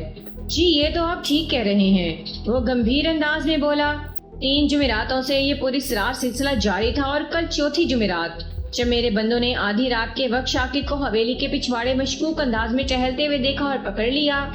آج صبح ٹب کے اندر تعویذ نہیں پایا گیا۔ وہ تھما، 2-3 گہری سانسیں لی اور اپنے تنفس کو بحال کیا اور بات مکمل کرتے ہوئے بولا، آپ خود غور کر لیں ملک صاحب، سارے اشارے جمیل کے اس آوارہ لڑکے شاکر کی طرف جاتے ہیں۔ اگر آپ اس پر سختی کریں گے تو مجھے یقین ہے وہ زبان کھول کر سچ اگل دے گا۔ ضرور چودھری صاحب، میں نے اس کی تسلی کے غرض سے یقینی انداز میں کہا، میں تو اس سے ایسی کڑی تفتیش کروں گا کہ نانی دادی خواب میں آ جائے گی۔ اس سلسلے میں تو آپ بالکل بے فکر ہو جائیں۔ میں چونکہ تعویذ والے معاملے کو پھیلانا نہیں چاہتا تھا، اس لیے ڈھکے چھپے الفاظ میں اس بدبخت سے پوچھ گچھ کی تھی۔ وہ تشویش بھرے لہجے میں بولا، سب کے سامنے میرا زور اسی بات پر تھا کہ وہ چوری کی غرض سے یہاں آیا تھا، لیکن آپ تو حقیقت حال سے آگاہ ہو چکے ہیں۔ آپ اس کی زبان سے سب کچھ بآسانی اگلوا سکتے ہیں۔ ضرور اگلواؤں گا، میں نے گہری سنجیدگی سے کہا، پھر پوچھا، چودھری صاحب ایک انتہائی ذاتی نوعیت کا سوال پوچھوں، آپ جواب دیں گے نا؟ اس نے الجھن زدہ نظر سے مجھے دیکھا اور بولا، جی پوچھیں، کیا آپ تعویذ گنڈے پر یقین رکھتے ہیں؟ جی ہاں، وہ جلدی سے بولا۔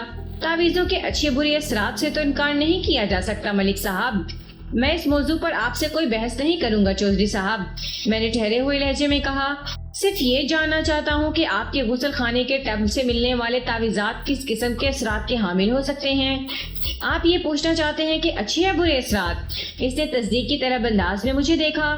جی ہاں بالکل، میں نے اس بات میں گردن ہلائی۔ ظاہر ہے جی یہ برے اثرات والے تعویذ ہی تھے، وہ بڑے وثوق سے بولا، اور اس قسم کا کام کوئی دشمن ہی کر سکتا ہے؟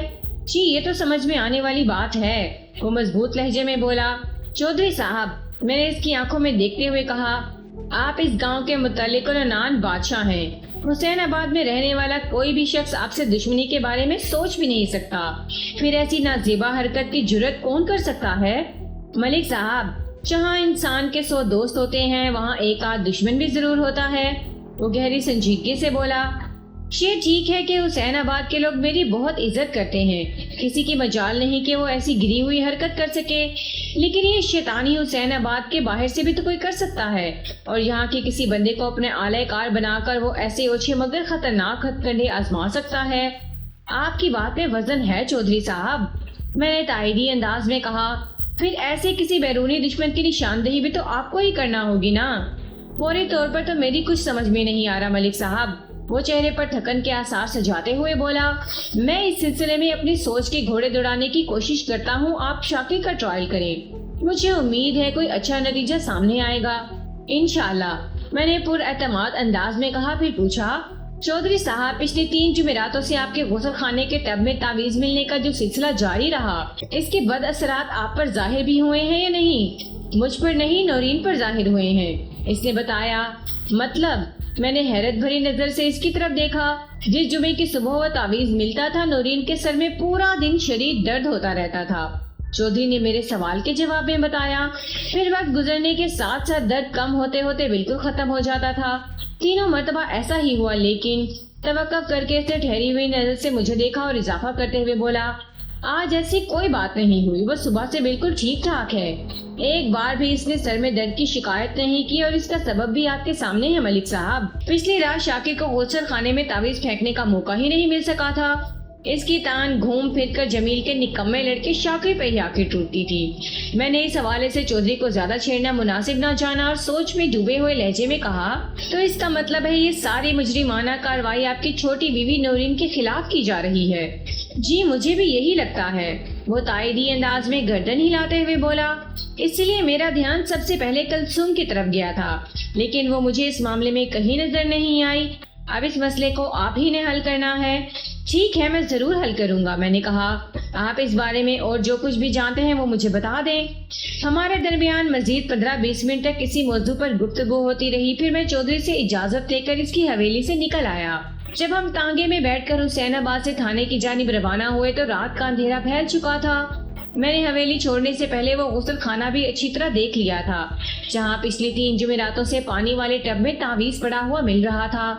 ٹب اور جالی دار سیمنٹ کی روشن دان نما کھڑکی کی پوزیشن یہی بتاتی تھی کہ وہیں سے کوئی تعویذ کو غسل خانے کے اندر پھینکا کرتا تھا۔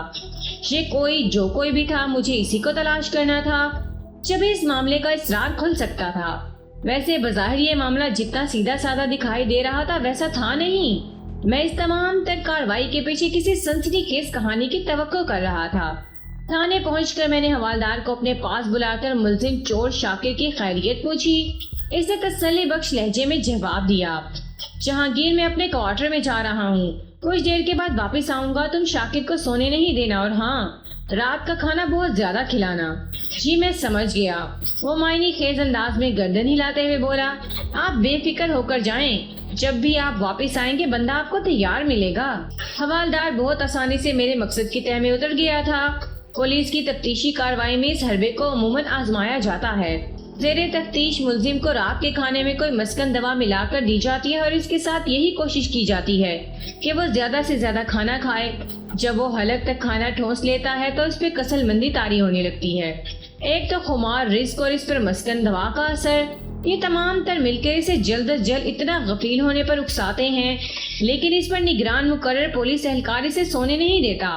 اسی جدوجہد میں وہ مرنا بھی آتا ہے جب ملزم ہر قیمت پر نیند کا طلبگار نظر آتا ہے۔ اس موقع پر اس سے جو بھی سوال کیا جائے وہ اس کا سیدھا اور کھرا جواب دیتا ہے۔ شاکر تو ویسے بھی کاہل الوجود شخص تھا، مجھے امید تھی کہ اس کی زبان کھلوانے میں مجھے کوئی دشواری پیش نہیں آئے گی۔ میں نے اب تک اس سے جو پوچھ گچھ کی تھی اس سے مطمئن تھا، لیکن چودھری نے میرے ذہن میں جو اہم سوال ڈال دیا تھا اس کی تصدیق بھی ضروری تھی، اور وہ یہ کہ وہ رفع حاجت کے لیے اپنے گھر سے دور چودھری کی حویلی کے پچھواڑے میں کیوں پہنچا تھا۔ میں چودھری کی حویلی سے اتنا کچھ کھا کر آیا تھا کہ رات کے باقاعدہ کھانے کی حاجت بالکل نہیں تھی، لہٰذا میں نے کھانے کو فراموش کر دینا ہی مناسب سمجھا اور لباس تبدیل کر کے عشاء کی نماز ادا کی۔ پھر موجودہ حالات پر غور و فکر کرنے لگا۔ یقیناً چودھری بشارت نے تعویذ کے حوالے سے مجھ سے غلط بیانی نہیں کی ہوگی۔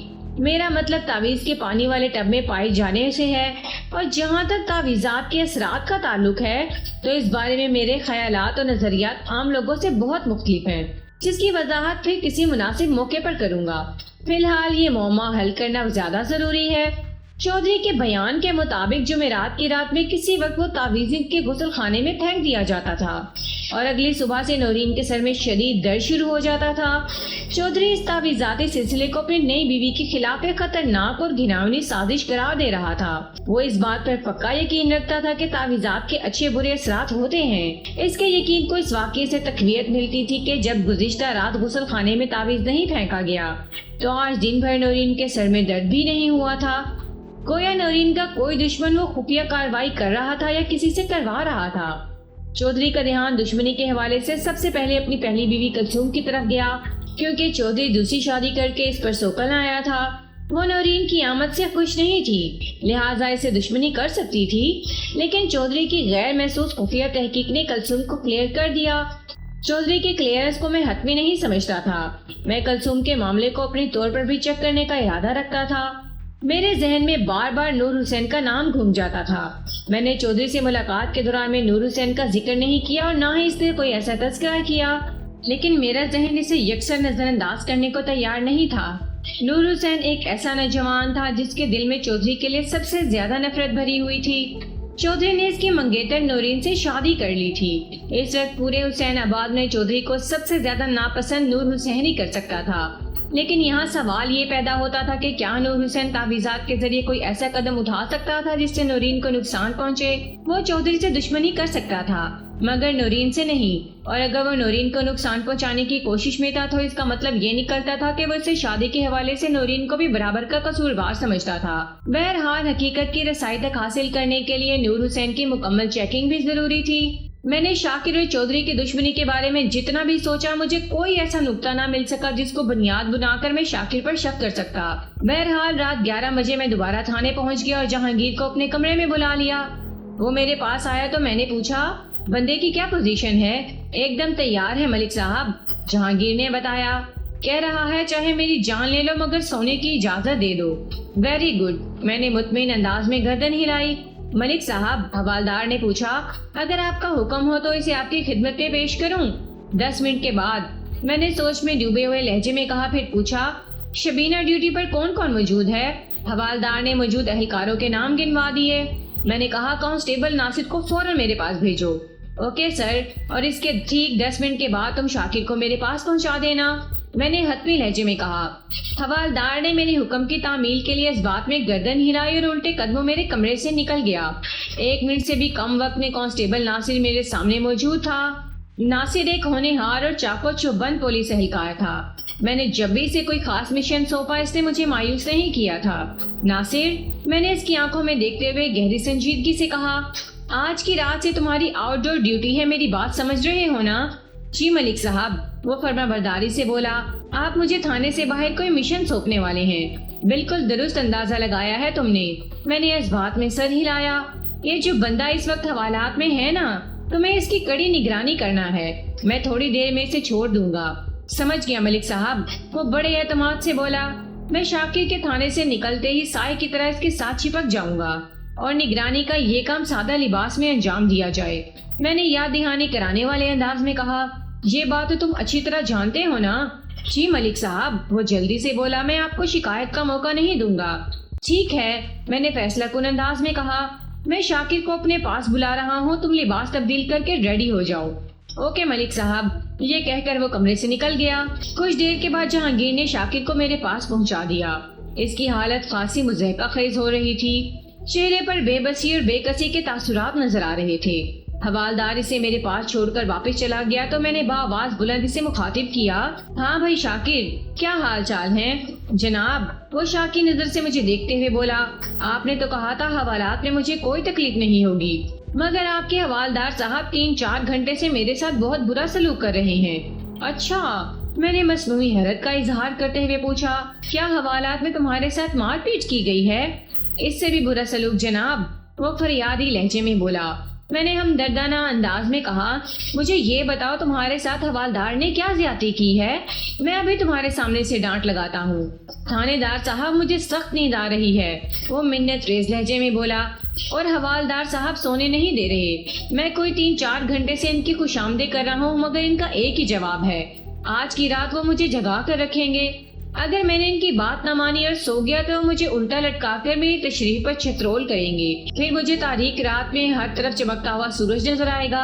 لمحاتی توقف کر کے اس نے ایک بوجھل سانس خارج کی، پھر مجھ سے پوچھا، آپ ہی بتائیں تھانے دار جی، میرے ساتھ ظلم نہیں ہو رہا؟ بہت ظلم بھی اور زیادتی بھی، میں نے اس بات میں گردن ہلاتے ہوئے گہری سنجیدگی سے کہا، لیکن تم فکر نہ کرو، میں تمہاری فریاد سننے آ گیا ہوں۔ اس نے بے یقینی سے میری طرف دیکھا اور کہا، کیا مجھے سونے کی اجازت دے دیں گے؟ ضرور، مگر یہاں تھانے کی حوالات میں نہیں۔ پھر اس کی حیرت دو چند ہو گئی۔ میں نے اس کی حالت اور بے یقینی میں مزید اضافہ کرتے ہوئے کہا، تم اپنے گھر جا کر آرام سے سو گے، نرم اور گرم بستر پر۔ مگر حیرت کے مارے اس کی زبان سے الفاظ نہیں نکل رہے تھے۔ اگر مگر کچھ نہیں شاکر، میں نے اس کے چہرے پر نظر گاڑتے ہوئے کہا، میں تمہیں ابھی اور اسی وقت چھوڑ رہا ہوں، لیکن میں نے دانستہ جملہ ادھورا چھوڑا تو وہ تڑپ کر بولا، لیکن کیا جی؟ رہائی کی خوشخبری نے اس کی نیند کافور کر دی تھی اور یک وہ خاصا حشاش بشاش دکھائی دینے لگا تھا۔ اس کے لیے میں نے غیر متوقع بات کر دی تھی، جب اس کے ذہن میں بے یقینی نے ایک عجیب سی کشمکش پیدا کر دی تھی، لیکن یہ کہ میں نے ایک لفظ پر زور دیتے ہوئے کہا، اس رہائی کے لیے تمہیں میرے ایک سوال کا جواب دینا ہوگا، کھرا اور سچا جواب۔ وہ اضطراری لہجے میں بولا، آپ 10 سوال پوچھیں سرکار۔ 10 نہیں، صرف 1، میں نے 2 ٹوک انداز میں کہا۔ وہ منتظر نگاہ سے مجھے دیکھنے لگا۔ میں نے ٹھہرے ہوئے لہجے میں استفسار کیا، شاکر، میں یہ جاننا چاہتا ہوں کہ کل رات تم رفع حاجت کے لیے اپنے گھر سے کافی فاصلے پر چودھری بشارت کی حویلی کے پچھواڑے ہی کیوں گئے تھے؟ یہ کام تو کسی اور جگہ پر بھی ہو سکتا تھا۔ حسین آباد میں کھیتوں کی کمی تو نہیں؟ میرا سوال سن کر اس کے چہرے پر کچھ ایسے تاثرات ابھرے جیسے میں نے اس کی کوئی چوری پکڑ لی ہو۔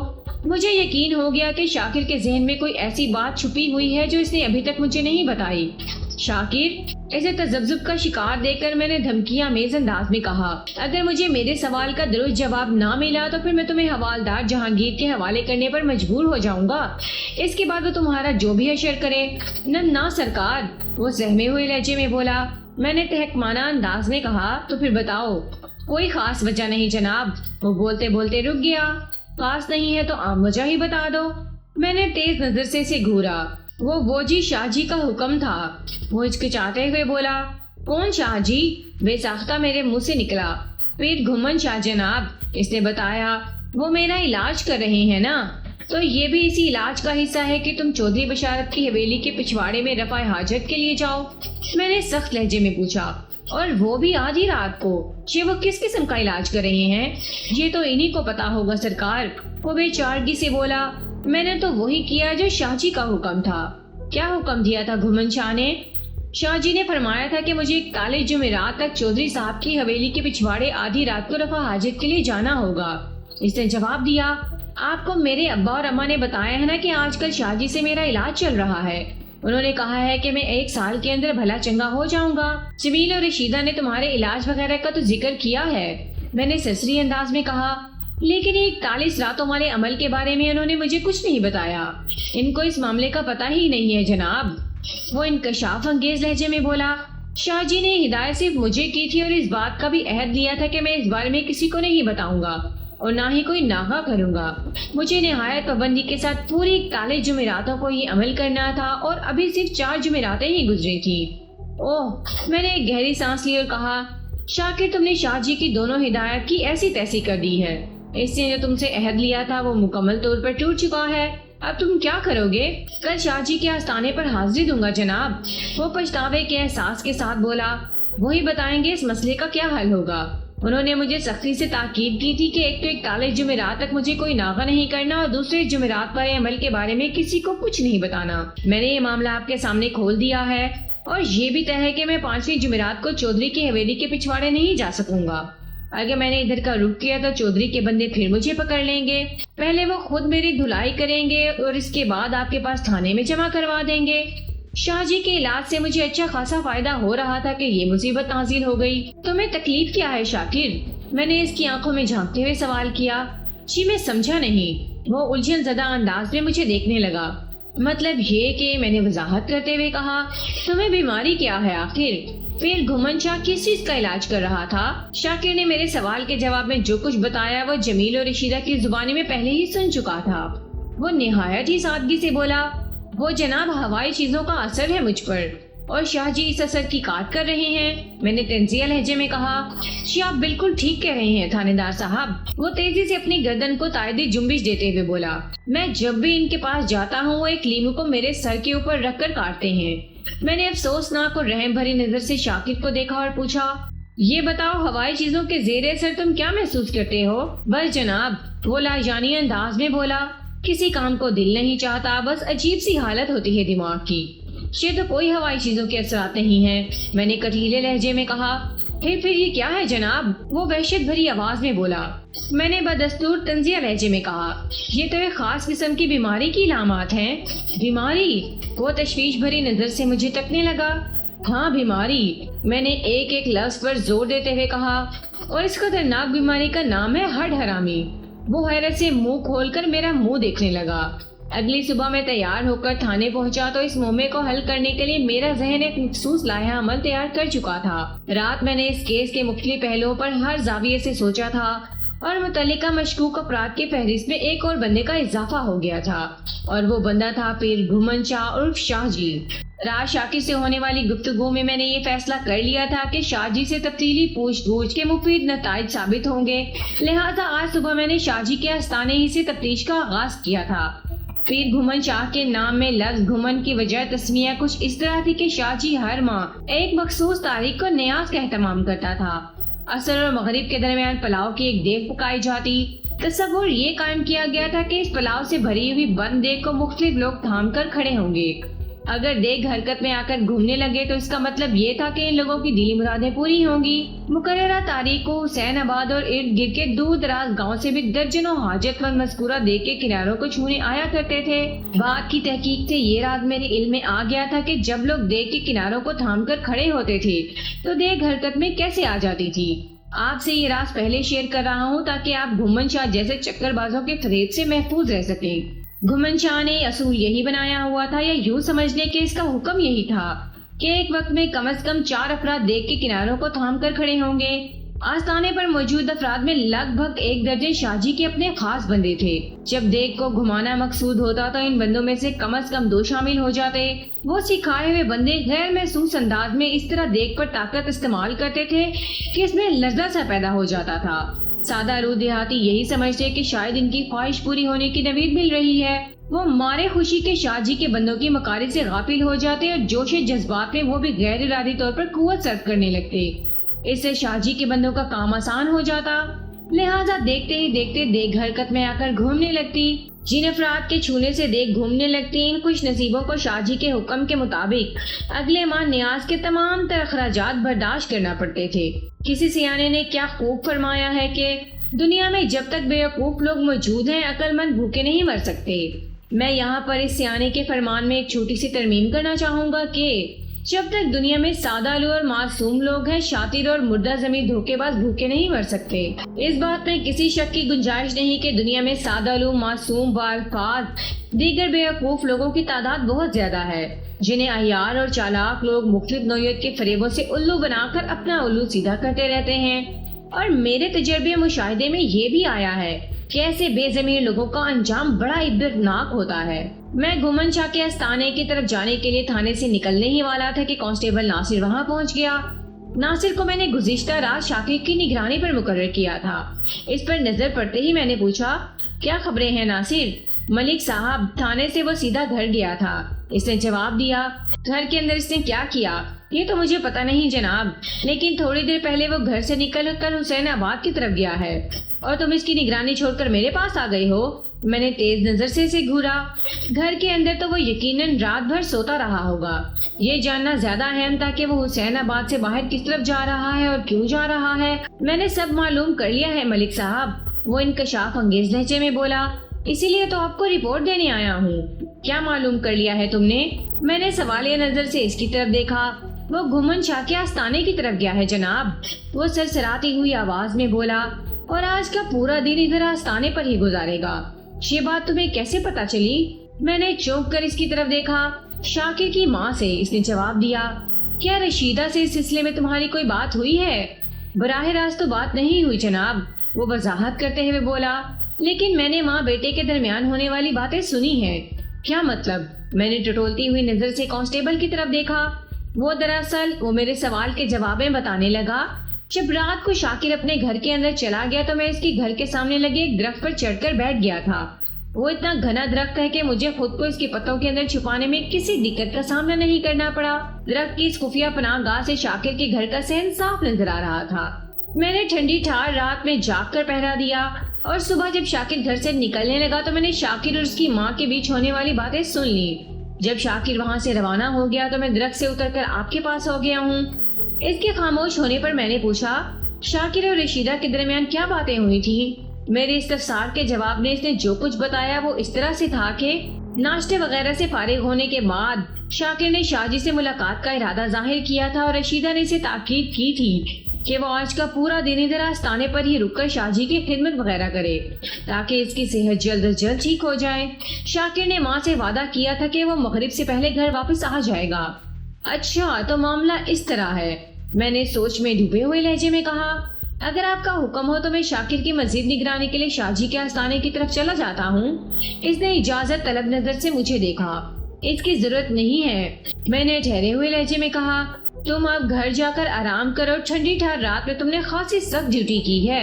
مجھ سے کوئی غلطی ہو گئی ملک صاحب؟ وہ سوالیہ انداز میں مجھے دیکھنے لگا۔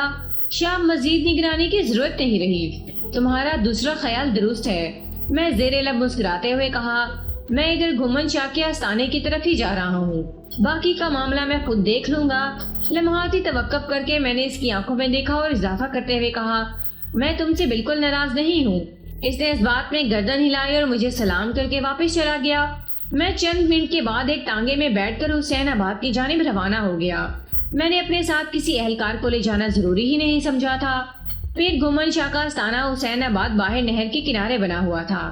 یہ ویسا ہی آستانہ تھا جیسے کہ عام طور پر ہوا کرتے ہیں۔ میں نے ٹانگے کو آستانے کے باہر رکوایا اور خود نپے تلے قدم اٹھاتے ہوئے اندر داخل ہو گیا۔ ایک وسیع و عریض صحن کے آخری کنارے پر ایک نیچی چھت والا کمرہ بنا ہوا تھا جو یقیناً گھومن شاہ کا حجرہ تھا۔ آستانے کے صحن میں نصف درجن مرد و زن بھی دکھائی دیے جو اپنی حاجات کے سلسلے میں وہاں آئے تھے۔ شاکرین لوگوں میں مجھے کہیں نظر نہ آیا۔ مجھے صحن کے اندر دیکھ کر ایک شخص میری جانب بڑھا۔ اس کے انداز سے خاصی اجرت جھلکتی تھی۔ میں اس وقت مکمل یونیفارم میں تھا، شاید اسی لیے وہ میری جانب متوجہ ہوا تھا کہ ایک پولیس والے کا آستانے پر کیا کام۔ میرے قریب پہنچنے پر اس نے نہایت ہی ادب سے جھک کر مجھے سلام کیا اور پوچھا، تھانے دار صاحب آپ شاہ جی کے آستانے پر اتنی صبح؟ ایک بات تو واضح تھی کہ وہ بندہ مجھے اچھی طرح پہچانتا تھا۔ اس کی بات سے ظاہر ہوتا تھا کہ وہ کائیاں اور عیار شخص تھا۔ میں نے سرسری لہجے میں کہا، بس ایسے ہی جی چاہا آج شاہ جی کی خدمت میں حاضری دی جائے۔ سب خیریت تو ہے نا سرکار؟ وہ کھوجتی ہوئی نظر سے مجھے دیکھتے ہوئے بولا، پہلے کبھی آپ نے شاہ جی کے آستانے کو رونق نہیں بخشی نا؟ آمد کے حوالے سے اسے میری وضاحت نے مطمئن نہیں کیا، جبھی وہ مزید سوال کر رہا تھا۔ میں نے اس کے سوال کو نظر انداز کر دیا اور سرتاپا اس کا جائزہ لیتے ہوئے بولا، لگتا ہے تم بھی ادھر آستانے پر ہی ہوتے ہو؟ جی سرکار، میں شاہ جی کا خاص آدمی ہوں۔ وہ سینے پر ہاتھ رکھ کر فخریہ لہجے میں بولا، آستانے کا سارا نظام میرے ہی ہاتھ میں ہے۔ نام کیا ہے تمہارا؟ میں نے اس کی آنکھوں میں دیکھتے ہوئے سوال کیا۔ کھنڈی، اس نے جواب دیا۔ کھنڈی یہ کیسا نام ہے؟ میں نے الجھن زدہ انداز میں پوچھا۔ جناب، میں بچپن میں بہت زیادہ پیارا اور خوبصورت ہوتا تھا، وہ وضاحت کرتے ہوئے بولا۔ میری ماں مجھے کھنڈ پتر کہتی تھی، یعنی چینی کی طرح میٹھا بیٹا۔ بعد میں کھنڈ سے کھنڈی ہو گیا۔ تم تو بہت دلچسپ آدمی ہو یار۔ میں نے تعریفی نظر سے اس کی طرف دیکھا۔ آپ جلدی سے شاہ جی سے میری ملاقات بھی کروا دو۔ کھنڈی نے شاہ جی کے حجرے کی طرف دیکھا اور کہا، سرکار اس وقت ایک بی بی اندر شاہ جی سے ملاقات کر رہی ہیں، وہ باہر آئے تو میں آپ کی آمد کی اطلاع دیتا ہوں۔ اس وقت ہم دونوں مذکورہ حجرے سے 10 قدم کی دوری پر کھڑے باتیں کر رہے تھے۔ میں نے حجرے کے دروازے کی طرف دیکھا جو تقریباً بند ہی تھا۔ کھنڈی کی فراہم کردہ معلومات کے مطابق شاہ جی کسی عورت سے ملاقات کر رہا تھا۔ میں بے چینی سے ادھر ادھر دیکھنے لگا تو کھنڈی جلدی سے بولا، میں آپ کے بیٹھنے کا بندوبست کرتا ہوں جناب۔ ادھر کھنڈی کی بات ختم ہوئی، ادھر حجرے کا دروازہ کھلا اور ایک درمیانی عمر کی عورت حجرے سے باہر نکلی۔ کھنڈی نے یقیناً اسی عورت کے بارے میں بتایا تھا۔ وہ میرے لیے ایک اجنبی عورت تھی، لیکن اس کی جیسے ہی مجھ پر نظر پڑی وہ بری طرح چونک گئی۔ ایک لمحے کے لیے وہ تذبذب کا شکار نظر آئی، جیسے فیصلہ نہ کر پا رہی ہو کہ وہاں سے رخصت ہو یا واپس حجرے کے اندر داخل ہو جائے۔ اس کے رد عمل نے مجھے اندر سے ریڈ الرٹ کر دیا، کیونکہ اس کی یہ ڈاواڈول کیفیت مجھے دیکھنے کے بعد ہوئی تھی، جیسے وہ آستانے پر پولیس کی موجودگی سے خوفزدہ ہو گئی ہو۔ میں یکایک بے حد محتاط ہو گیا۔ لمحاتی تذبذب میں رہنے کے بعد اس نے خود کو سنبھال لیا اور اپنی چادر کا بڑا سا گھونگھٹ نکال کر وہ تیز رفتاری سے چلتے ہوئے آستانے کے ہاتھے سے نکل گئی۔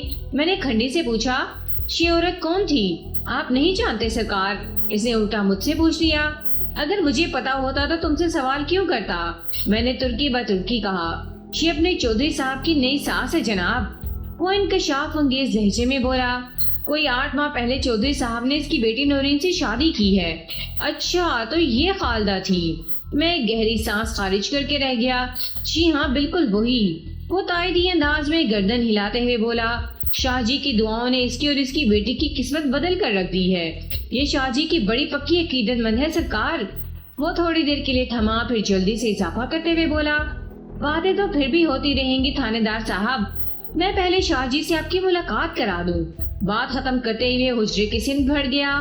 خالدہ کا شاہ جی کا عقیدت مند ہونا میرے لیے کوئی انچبے کی بات نہیں تھی۔ میری تشویش اس کی فوری رد عمل سے جڑی ہوئی تھی۔ وہ مجھے دیکھ کر سناٹے میں آ گئی تھی، پھر اس نے فوراً وہاں سے کھسک لینے کا فیصلہ کیا۔ خالدہ کی یہ حرکت مجھے اس امر کا یقین دلاتی تھی کہ اس کے ساتھ کوئی بڑی گڑبڑ تھی، اور اس گڑبڑ کا تعلق بالواسطہ یا بلا واسطہ پولیس سے بنتا تھا۔ میں انہی سنسنی خیز سوچوں سے الجھا ہوا تھا کہ کھنڈی نے میرے پاس آ کر بتایا کہ شاہ جی اپنے حجرے کے اندر مجھے فرما رہے ہیں۔ میں انہی سنسنی خیز سوچوں سے الجھا ہوا تھا کہ کھنڈی نے میرے پاس آ کر بتایا کہ شاہ جی اپنے حجرے کے اندر مجھے یاد فرما رہے ہیں۔ میں نے ذہن کو جھٹکا اور حجرے کے اندر پہنچ گیا۔ وہ فرشی نشست والا ایک عام سا حجرا تھا۔ जिसके एक कोने में दीवार के साथ घुमन शाह अपनी गद्दी पर फ्रोकश था। मेरी आमद पर वो अपनी रिवायत के खिलाफ उठकर मुझसे मिला, फिर दोबारा गद्दी पर विराजमान हो गया। वो सुर्ख आंखों और मोटी तोंद वाला एक पिस्ता कामल शख्स था। इसने सर और दाढ़ी के बाल बेतहाशा और बेसिम बढ़ा रखे थे। घुमन शाह की रंगत तवे को भी शर्माती थी। रस्मी अलैक सलाह के बाद इसने मुझसे पूछा, थानेदार साहब, आज इस तरफ का चक्कर कैसे लग गया? सब खैरियत तो है ना? शाह जी, आपकी मैंने अक्सर लोगों से बहुत तारीफ सुनी है। मैंने इसे चूना लगाने की कोशिश का आगाज करते हुए कहा, माशाल्लाह आपकी दुआओं में बड़ा असर है। मैं निहायत ही नरमी और हिकमत के साथ अपना मकसद हासिल करना चाहता था ताकि घुमन शाह को मेरे हवाले से किसी किस्म का खटका ना हो। मैंने भी एक आम अकीदतमंद की तरह कहा, शाह जी, कोई एक हो तो बताऊं? सबसे बड़ी मिसाल तो खालदा की है सरकार। आपकी दुआओं ने इसकी तकदीर बदल कर रख दी है। कहाँ वो करियाने की एक दुकान चलाया करती थी और कहाँ अब वो चौधरी साहब की सास का दर्जा हासिल कर चुकी है। वो खुशी से फूल गया और बड़ी मौत से बोला, आपने भी किसका जिक्र कर दिया थानेदार साहब? वो अभी तो यहाँ से उठकर गई है। इससे पहले वो मेरे सामने बैठी हुई थी जनाब। वो लम्हे भर के लिए मुतवक्कफ हुआ, फिर अपनी बात मुकम्मल करते हुए कहा, सारा मामला फर्माबरदारी का है जी। जिसने मान ली इसने मंजिल पा ली और जिसका दिल में शक पड़ा वो बीच मंझधार के फंस गया। ओ वाह सुभान अल्लाह, मैंने इसकी बात से मुतासिर होने का नाटक किया। हजरात, आपने बड़ी रम्ज की बात की है। खालदा काफी अरसे से मेरे पास आ रही है। वो अपने ही तरंग में बोलता चला गया। हर दफा यही कहती थी कि शाहजी रोशन मुस्तकबिल के लिए दुआ करें। मैं इसकी ख्वाहिश पूरी कर देता था। फिर इसके दिन फिर गए। चौधरी बशारत ने इसकी बेटी को पसंद कर लिया। वो मेरे पास मशवरा करने आए कि नूरीन के बारे में क्या फैसला करे। मैंने सारा मामला बगौर सुना और इसे हुक्म दिया कि नूरीन और नूर हुसैन की मंगनी को फौरन खत्म करके चौधरी साहब को हाँ कह दो। इसने मेरे हुक्म की तामील की और देख लें अब राज कर रही है। वो थोड़ी देर के लिए रुका, फिर ठहरे हुए लहजे में बोला, अगर नूर हुसैन से वो अपनी बेटी को ब्याह देती तो आज भी करियाने की दुकान चला रही होती। आपके मशवरे ने तो खालदा और इसके बच्चों की जिंदगी बदल कर रखी है शाह जी। मैंने गहरी संजीदगी से कहा, नूरीन का छोटी चौधराइन बन जाना कोई मामूली बात नहीं। क्या खालदा आजकल किसी नई हाजत के लिए आपकी खिदमत में हाजिरी दे रही है? मेरे आखिरी सवालिया जुमरे पर वो बेसाख्ता बुदक कर मुझे शक की नजर से देखने लगा। मैं ये अंदाजा कायम करने में कदम दुश्वारी महसूस न हुई कि मेरी बात इसे बहुत जोर की लगी थी। मैंने भी जब से खालदा को चौंका हुआ रद्देअमल देखा हुआ था, मेरे दिमाग में हलचल सी मची हुई थी। जब भी मैंने शाहजी से खालदा के बारे में ये सवाल किया था, वो बहुत ही शातिर और काया शख्स था। लम्हाती उलझन के बाद इसने खुद को बड़े सलीके से संभाल लिया और मेरी आंखों में आंखें डालते हुए बड़ी मजबूती से बोला, थानेदार साहब, आप तो सयाने बयाने आदमी हैं। खालदा की तशवीश को बड़ी आसानी से समझ जाएंगे। साफ नजर आ रहा था कि वो अपनी बातों की जादूगरी से मेरी आंखों में धूल झोंकने का इरादा रखता था। मैंने इसकी ख्वाहिश को पूरा करते हुए इरादतमंदाना अंदाज में कहा, हजरत, आप समझाएंगे तो मैं क्यों नहीं समझूंगा। आपको तो फौरन पता ही होगा कि चौधरी की पहली बीवी से कोई औलाद नहीं। वो मुझे समझाने की कोशिश करने लगी, लेकिन साफ महसूस हो रहा था कि इसकी वजाहत खोखली है। 15 साल के इंतजार के बाद इसने नूरीन से दूसरी शादी कर ली। खालदा को ये फिक्र खाए जा रही है कि अगर नूरीन से भी कोई औलाद ना हुई तो कहीं चौधरी। वो रुका, मायनी खेज अंदाज में बोला, आप मेरा मतलब तो समझ गए होंगे ना जनाब। मेरी समझ में तो यही आया था कि वो असल बात को गोल मोल करके मुझे कोई और ही बात बता रहा था। ताहम मैंने इसकी तसल्ली के लिए कह दिया, शाहजी, मैं बहुत अच्छी तरह समझ गया। खालदा को तशवीश है कि चौधरी कहीं नूरीन से मायूस होकर तीसरी शादी न कर ले। इसे ऐसे करने से भला कौन रोक सकता है? अल्लाह आपका भला करे थानेदार साहब। वो सुख की सांस खारिज करते हुए बोला, बस ये बेचारी अपनी बेटी की गोद हरी करने के लिए मुझसे तावीज धागा लेने आ जाती है। लम्हाती तवक्कुफ के बाद वो यकदम मौजू बदलते हुए बोला, आप बताएं इस तरफ कैसे चक्कर लगाया? एक मसले के लिए आपके माहिराना और रूहानी मशवरे की जरूरत है। मैंने ठहरे हुए लहजे में कहा, मुझे उम्मीद है कि आप दुरुस्त रहनुमाई फरमाएंगे। इसकी आंखों और चेहरे पर ऐसे असरात नमूदार हुए जिससे इसे मेरी बात का मुकम्मल यकीन न आया होता। वो संजीदगी से बोला, जी फरमाया, आपकी खिदमत करके मुझे खुशी होगी। मसला शाकिर नामी एक बंदे का है, मैंने कहना शुरू कर दिया, जिसका आप रूहानी इलाज कर रहे हैं। अच्छा, आप इस मोटे की बात कर रहे हैं जिसको आपने पिछली रात थाने में बंद कर रखा था? वो सरसरी अंदाज में बोला, वो सुबह आया था मेरे पास और इसने अपनी बीता भी सुनाई है मुझे। आज वो दिन भर मेरे आस्ताने पर ही रहेगा। अभी मैंने इसे एक काम से कहीं भेजा हुआ है। जनाब, मैं तो समझता हूँ शाकिर बेकसूर है, इससे कोई काम काज तो होता नहीं, फिर एक नंबर का बुज़दिल है। اس کی آنکھوں اور چہرے پر ایسے تاثرات نمودار ہوئے جیسے اسے میری بات کا بالکل یقین نہ آیا ہو۔ تاہم وہ سنجیدگی سے بولا، جی فرمائیں، آپ کی خدمت کر کے مجھے خوشی ہوگی۔ مسئلہ شاکر نامی ایک بندے کا ہے، میں نے کہنا شروع کیا، جس کا آپ روحانی علاج کر رہے ہیں۔ اچھا، آپ اس موٹے کی بات کر رہے ہیں جس کو آپ نے پچھلی رات تھانے میں بند رکھا تھا؟ وہ سسری انداز میں بولا، وہ صبح آیا تھا میرے پاس اور اس نے اپنی بیتا بھی سنائی ہے مجھے۔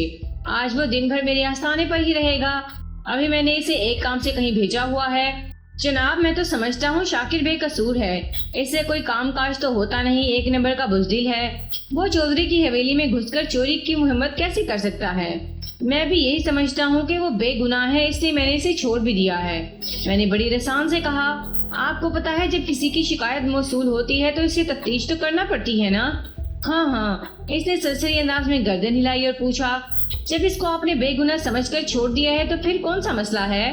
میں چاہتا ہوں کہ وہ دوبارہ کسی مصیبت میں گرفتار نہ ہو، میں نے رازدارانہ انداز میں کہا، اس لیے آپ سے چند سوالات کرنے آیا ہوں۔ جی ضرور، وہ پہلو بدلتے ہوئے بولا، کیا شاکر پر واقعی ہوائی چیزوں کے اثرات ہیں؟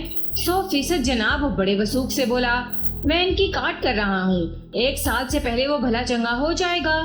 میں نے رفع حاجت والے معاملے کا ذکر کرتے ہوئے کہا، آپ نے اس کام کے لیے چودھری کی حویلی کا پچھواڑا ہی کیوں منتخب کیا تھا؟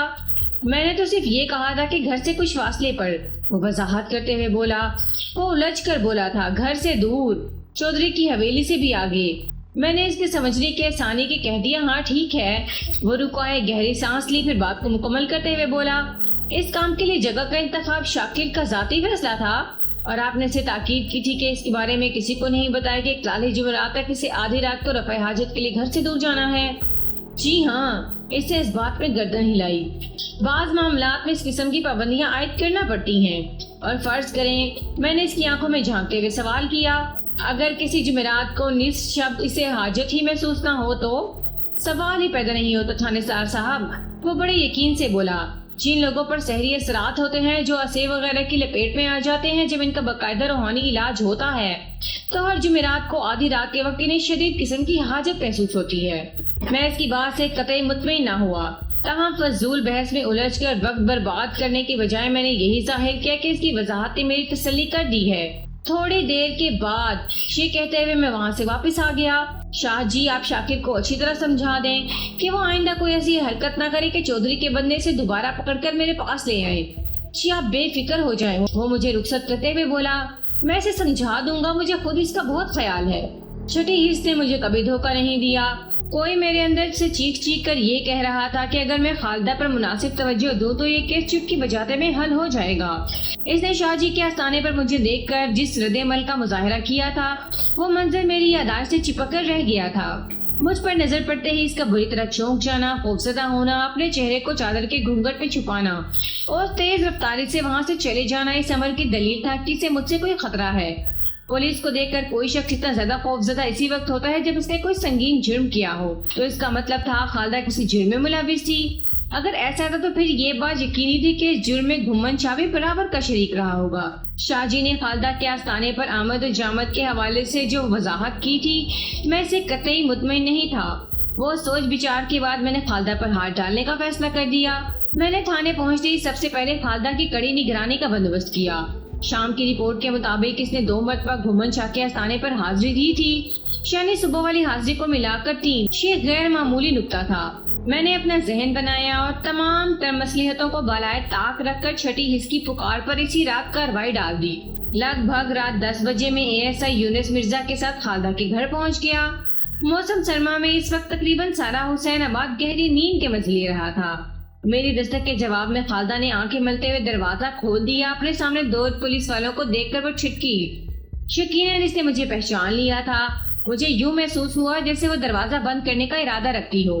اس سے پہلے کہ وہ اپنے ارادے کو عملی شکل دیتی، میں بھرا مار کر گھر کے اندر داخل ہو گیا۔ اگلے ہی لمحے یونس بھی اندر آ گیا۔ اس صورتحال نے خالدہ کو بکھلا کر رکھ دیا۔ میں نے ٹھہرے ہوئے لہجے میں کہا، خالدہ پریشان ہونے کی ضرورت نہیں، میں تم سے ضروری پوچھ گچھ کر کے واپس چلا جاؤں گا۔ میری بات اس کی سمجھ میں آ گئی اور کوئی شدید رد عمل ظاہر کرنے کی بجائے وہ ہمیں گھر کی بیٹھک میں لے آئی۔ اس کا بیٹا عارف گھر کے اندرونی حصے میں کہیں گہری نیند سو رہا تھا۔ ہم روبرو بیٹھ چکے تو میں نے کہا، خالدہ میں جانتا ہوں کہ تم چودھری بشارت کی ساس ہو، تمہیں یہ غرور بھی ہوگا کہ چودھری کے ڈر سے تمہارا کوئی کچھ نہیں بگاڑ سکتا، لیکن میں تھانے دار ہوں، ذرا وکری ٹائپ کا، کسی کے روب یا دباؤ میں نہیں آتا۔ میں اگر چاہتا تو تمہیں تھانے بلا کر تفتیش کر سکتا تھا، لیکن میں نے تمہاری عزت کا خیال کرتے ہوئے ایسا نہیں کیا، اور رات کی تاریکی میں خود چل کر تمہارے پاس آیا ہوں تاکہ گاؤں والوں کو پتہ نہ چلے کہ تمہارے گھر میں پولیس ہے۔ کسی کے روب یا دباؤ میں نہیں آتا۔ میں اگر چاہتا تو تمہیں تھانے بلا کر تفتیش کرتا، لیکن میں نے تمہاری عزت کا خیال کرتے ہوئے ایسا نہیں کیا، اور رات کی تاریکی میں خود چل کر تمہارے پاس آیا ہوں تاکہ گاؤں والوں کو پتہ نہ چلے کہ تمہارے گھر میں پولیس آئی ہے۔ لمحاتی توقف کر کے میں نے ایک گہری سانس لی، پھر بات مکمل کرتے ہوئے کہا، مجھے امید ہے تم مجھ سے کسی قسم کی غلط بیانی نہیں کرو گی، لیکن مسئلہ کیا ہے؟ وہ انجان بنتے ہوئے بولی، آپ مجھ سے کیا پوچھنا چاہتے ہیں؟ تعویذات کے بارے میں پوچھنا چاہتا ہوں، میں نے اس کی آنکھوں میں دیکھتے ہوئے کہا۔ وہ تعویذات جو چودھری کے غسل خانے کے ٹب میں پڑے ملتے ہیں۔ میرا اندھیرے میں چھوڑا ہوا تیر نشانے پر جا کر لگا۔ وہ بے حد خوفزدہ انداز میں بولی، میں اس بارے میں کچھ نہیں جانتی جناب۔ اس کا مطلب ہے شرافت کی زبان تمہاری سمجھ میں نہیں آئے گی۔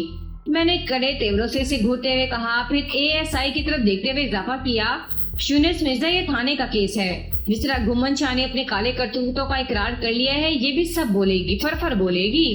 میرے اس نفسیاتی حربے کا اس پر خاطر خواہ سے روحا بکھرے ہوئے لہجے میں پوچھنے لگی، کیا شاہ جی سے بھی آپ نے پوچھ گچھ کی ہے؟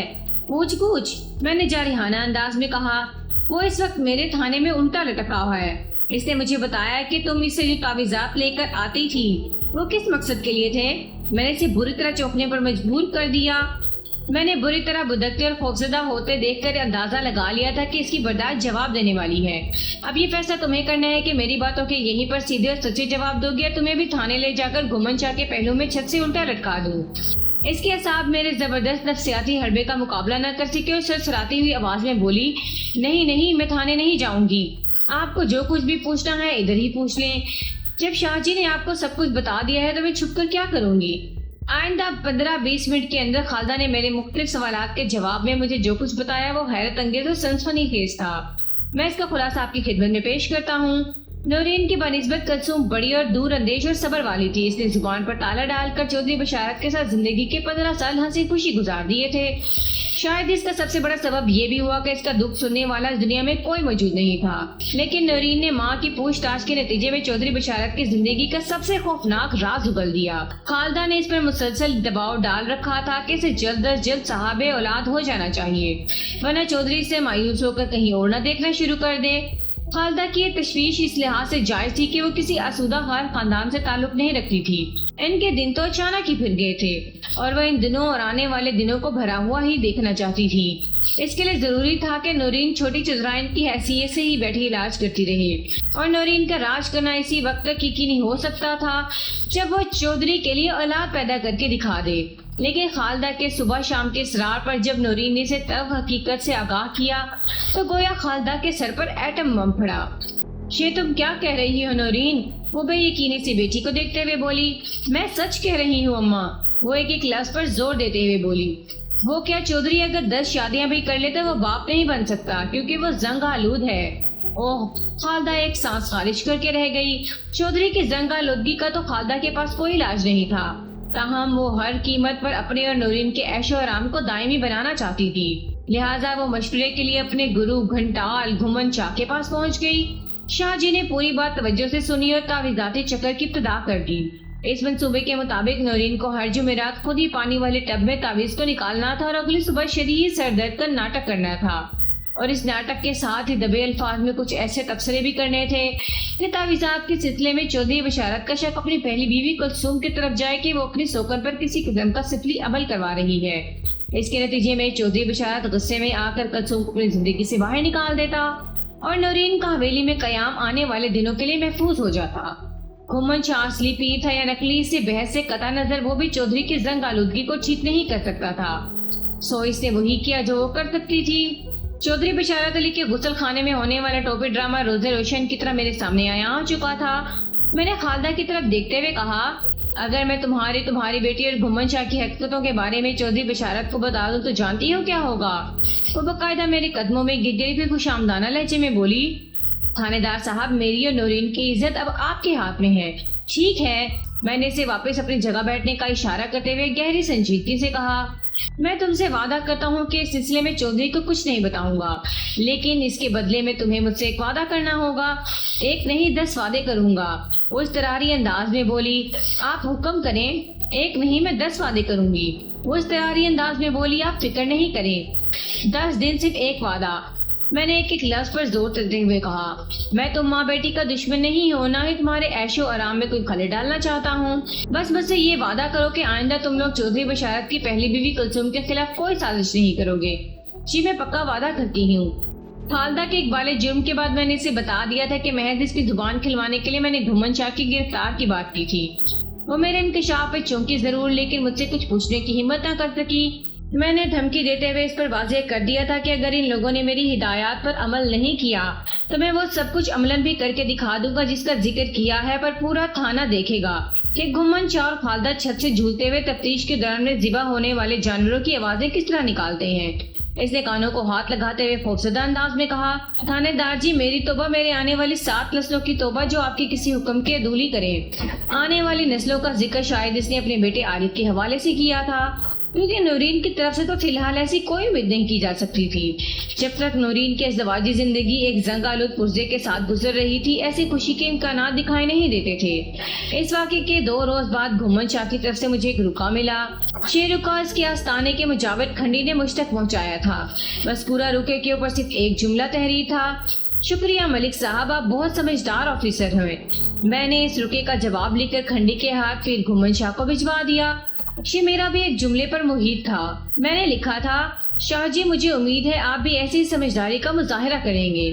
مجھے یقین تھا کہ میری کڑی تنبیہ کے بعد کوئی ایسا واقعہ پیش نہیں آئے گا کہ چودھری بشارت کو مجھ سے کسی نوعیت کے تعاون کی ضرورت پیش آتی، اور ایسا ہی ہوا تھا۔ میری دلی خواہش یہ تھی کہ معاملہ خوش اسلوبی سے دبدبا جاتا اور مجھے چودھری کے سامنے اس کی نااہلیت کا ذکر کرتے ہوئے زنگ آلودگی کو زیر بحث نہ لانا پڑتا۔ میں چونکہ چودھری کا پردہ رکھنا چاہتا تھا، اس لیے اللہ تعالیٰ نے میری اس خواہش کو پورا کر دیا تھا۔ بے شک وہی نیت کا حال جانتا ہے۔